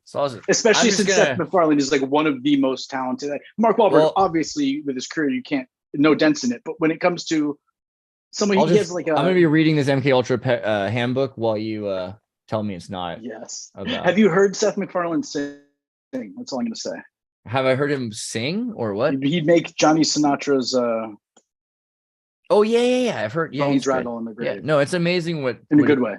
The devil did amazing things with that boy's voice. I actually, so you've seen my interview with Wendy Shaw. Alex Stein, I think, is making a play on, because Seth MacFarlane's first kind of appearance outside of being portrayed in the news media as kind of a nerdy cartoonist guy who, you know, lighthearted, honest portrayal, open. He just wasn't too self-conscious in front of the camera. But all of a sudden he put on a suit and he was like in front of a fireplace, the way that Alex Stein always appears. And he's like, welcome. And he put on like a more formal voice and just That's gave not us, and that the was like first, his first. That's not the first. Let me debunk that really quickly. In the narrative that was Do you presented. remember the other Someone wanted to believe it. the Orwell. Enterprise poster? You remember this? The other day I brought this up, that Star Trek Enterprise intro scene. It has, where is this? The Earth open up and it has the map and it says right in Star Trek Enterprise 2001 Tartaria, right? And that happened right in September, beginning of Tartaria. Okay, so we know that Star Trek Enterprise has Tartaria. Now the next thing is, it also is the first time you see Seth MacFarlane. So Seth MacFarlane comes out as the engine worker. He's just the engine hand in episode 4. Season 4. So are you saying that he didn't appear on a news featurette before then? I'm pretty sure this was first. I think this was the first thing he did that was serious. Okay, I guess we could always date track it. When's his news thing? You know, I'll try to look that up parallel. But so I'll finish. So my Dennis the Menace moment still good was raising my hand on 9/11 and essentially saying, guys, we got off easy. If all we lost was 3,000 people, which is again a terrible thing to say, it's a massive loss. All cartoons. There are parents in the school, but my flippant, quick take on it, where while everyone else was kind of still in shock trying to process it, I was already going, look, I just read about 3,000 deaths that the Americans were responsible for here and here and here and here. And it was more of a shock that things like this hadn't happened in much larger scale. And so, I mean, on one hand, it was like in Boston, I was on my way to yoga actually when the first of the 2 explosions at the marathon bombing went off. And I ended up going into the yoga class after the second one went off too, and not knowing if I was going to get out 90 minutes later and read that there had been 10 more explosions, and across the country there were a bunch of copycat attacks, and this was part of some sort of widespread nationwide attack, coordinated.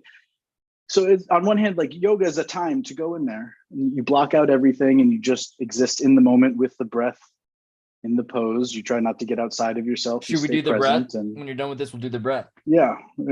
So I guess the context that I was just trying to draw attention to with 20,000 more words than was necessary was going from thinking that 20 to 30,000 people might have died to maybe even up to 100,000, and then having it come out in the news that it was under 3,000, all think within the same day. Bro, but even if it was just the hangman, just the one guy. Somehow I was the kid who raised my hand, and everyone else was like, this is really sad, and I hope that we get better, and that America and education and stuff.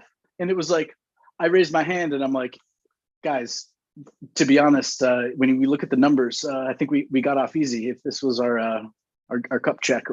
And again, ice cold young Republican in the Boston. Well, I can't. Interesting. No, but at the time, jeez, it was a counterculture to America thing, and it was that goddamn America. And on one hand, if America, there's a rap song on Alex Jones. I had feelings. Like, I was like, well, where did they hit? They hit the trade tower. There's a reason it was the trade tower. Yeah. If this is what makes America great, then yeah, you know what? They hit all the music, Limp Bizkit, Smashing Pumpkins, Limp Bizkit, all the Twin Tower music videos, the whole year, even in before. But off with its face might be, Manson. might be seen as replacement migration. It might also just mean accepting. They got rid of that culture. They got rid of the Down with America culture after 2001. The kind of music that Smashing Pumpkins and Marilyn Manson stuff that was going on in 1999, like that all kind of dissipated with the iPod and with the future, that the regulation and control of music by the agency. So what do you think of this catchphrase politically, just to kind of quickly challenge it?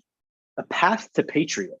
Because there's the path to citizenship. Is it called like amnesty? The idea of allowing the 14 million to citizenship after the path to patriotism. Yeah. I mean, because there are even American. I was not raised very patriotic. We were in Russia just now, NFKRZ. What were you doing in Russia? No, I'm just kidding. He's saying that it's a new thing that you have to, there's the Russian national anthem, and you have to have the flag. And at the beginning of each day, you kind of salute the flag and say the anthem, as though it is a measure of a very authoritarian, totalitarian, propagandistic regime and empire.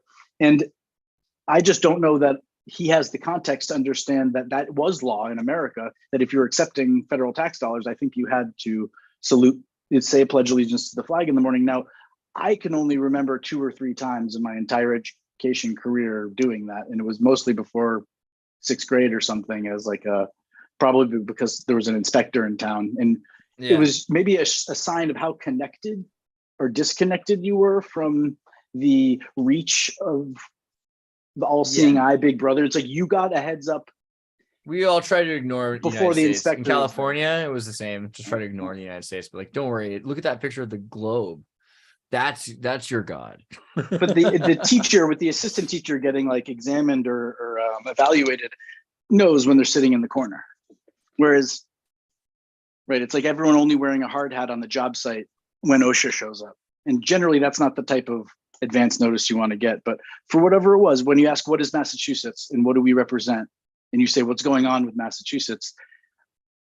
That's the idea. It's a certain type of rebellious spirit. And there's a self-flagellation to some extent. And Catholics that were against Puritans. That's what how to process that. It seems as the way that we've processed it isn't to get money out of politics thus far. That seemed to be the narrative that Jon Stewart and Colbert to Trump were creating. And that was why, again, part of Trump's appeal to the uninformed voter was that he wasn't taking the money like everyone else was. For years, Colbert was just harping on campaign finance reform and nothing budged. So super PACs exist, but here emerges someone who isn't guaranteed to be bought by someone. Everyone else is guaranteed to be bought and owned, whereas he at least might not be. Bernie, are you doing it? Bernie's gonna show up? Okay. Yeah. Well, hold on. Let me copy this link and also might as well bring scientists. in the alien. You might as well, right? Yeah, let's just do it. Where you at? I hope he's still patiently alive. So how am I supposed to feel now about that? Right, that young, mouthy Dennis the Menace attitude where.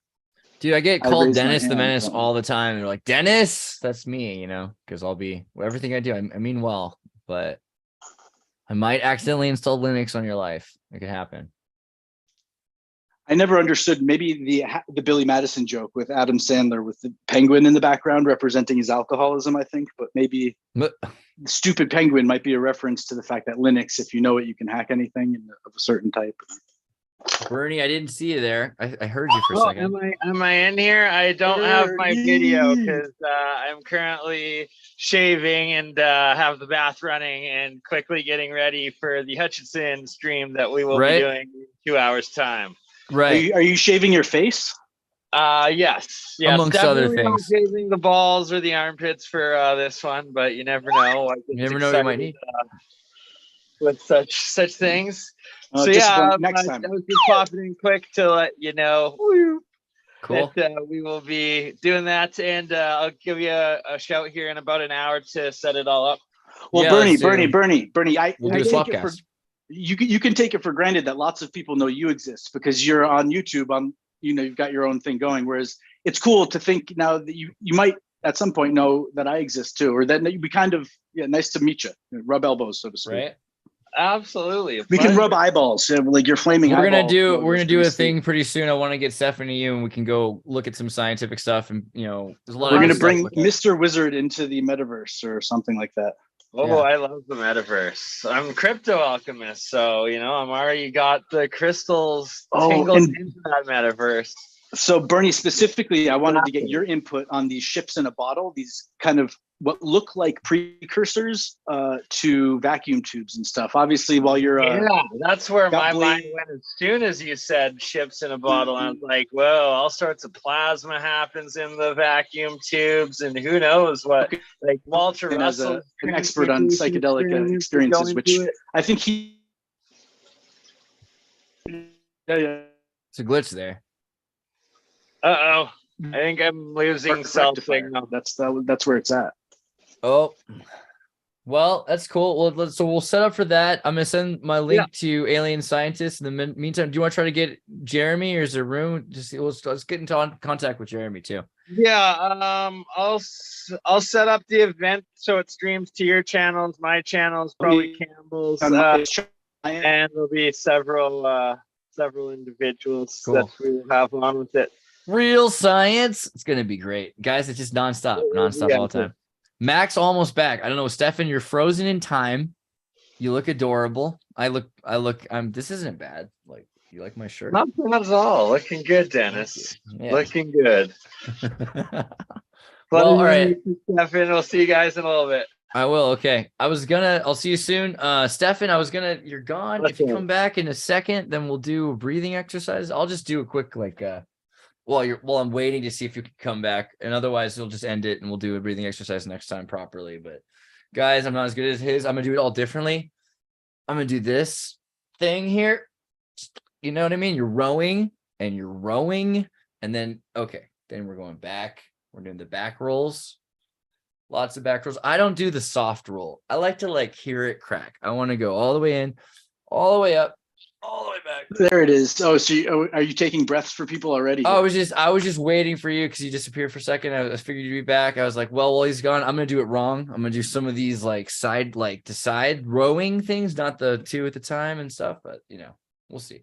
You want to do it? Take it from here. Right or wrong way to eat a Reese's, Yeah, right. My shoulders are kind of feeling sore. So I'm not sure what happened there. If I was glitching out or if it was Bernie, I'm going to assume it was mine because I eventually crashed. But that was a neat trick. Yeah, his was still working. So there's that. But yeah, let's do a wrap up because I got to get set up here. So let's do what's the breathing? Or do you want to do it? You want to do a takeaway before the breathing? Or oh gosh, what do you mean? Freezing. You're frozen again. You're freezing. No, I'm not. Am I? A little bit. Oh, it says internet connection is unstable. Bro, it's not just the internet, it's unstable. Well, yeah, I mean, I think we're gonna have to continue it next time because your internet's broke. So I'm gonna do the deep breaths. Exhale hard. I'm gonna bend myself in like a caterpillar. Oh, caterpillar. Oh, you heard me. Cool. There Inhale up. we go. Make sure you hear cracking noises. First if you're me, yoga otherwise don't. Was And then a little bit more of that. Yeah.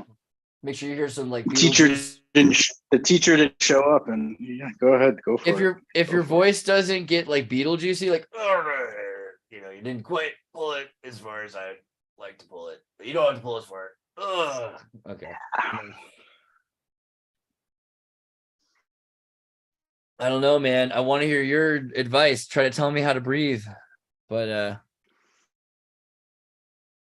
think it's the bandwidth.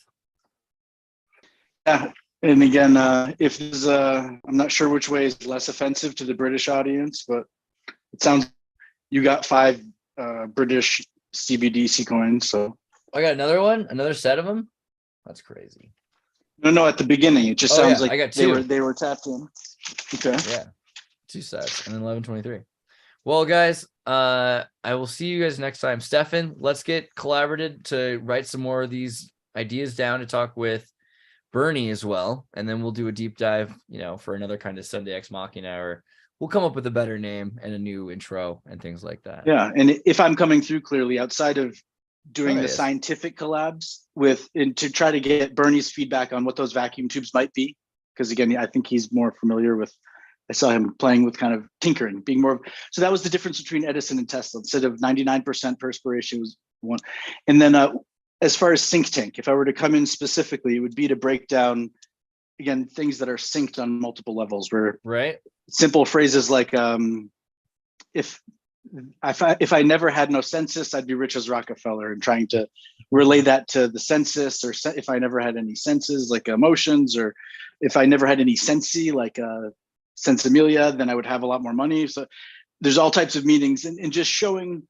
Why is there not pun rap? There's so many rhyme kinds of music. There should be way more pun kinds of music. So I just feel Alex Stein was talking about getting Hotep Jesus on to host something on Blaze. Okay. So as far as trying to really make it, and the idea of Glenn Beck being on Blaze, and he used to be the chalkboard man who would almost be mimicked or parodied as a dot connector. But just to tie up the thought, when people ask what Tartaria is, just breaking down the holographic sync of things and saying that there is no true meaning, and that sometimes outside of meanings getting lost, there's things like Tartaria that seem to be. And one form or other.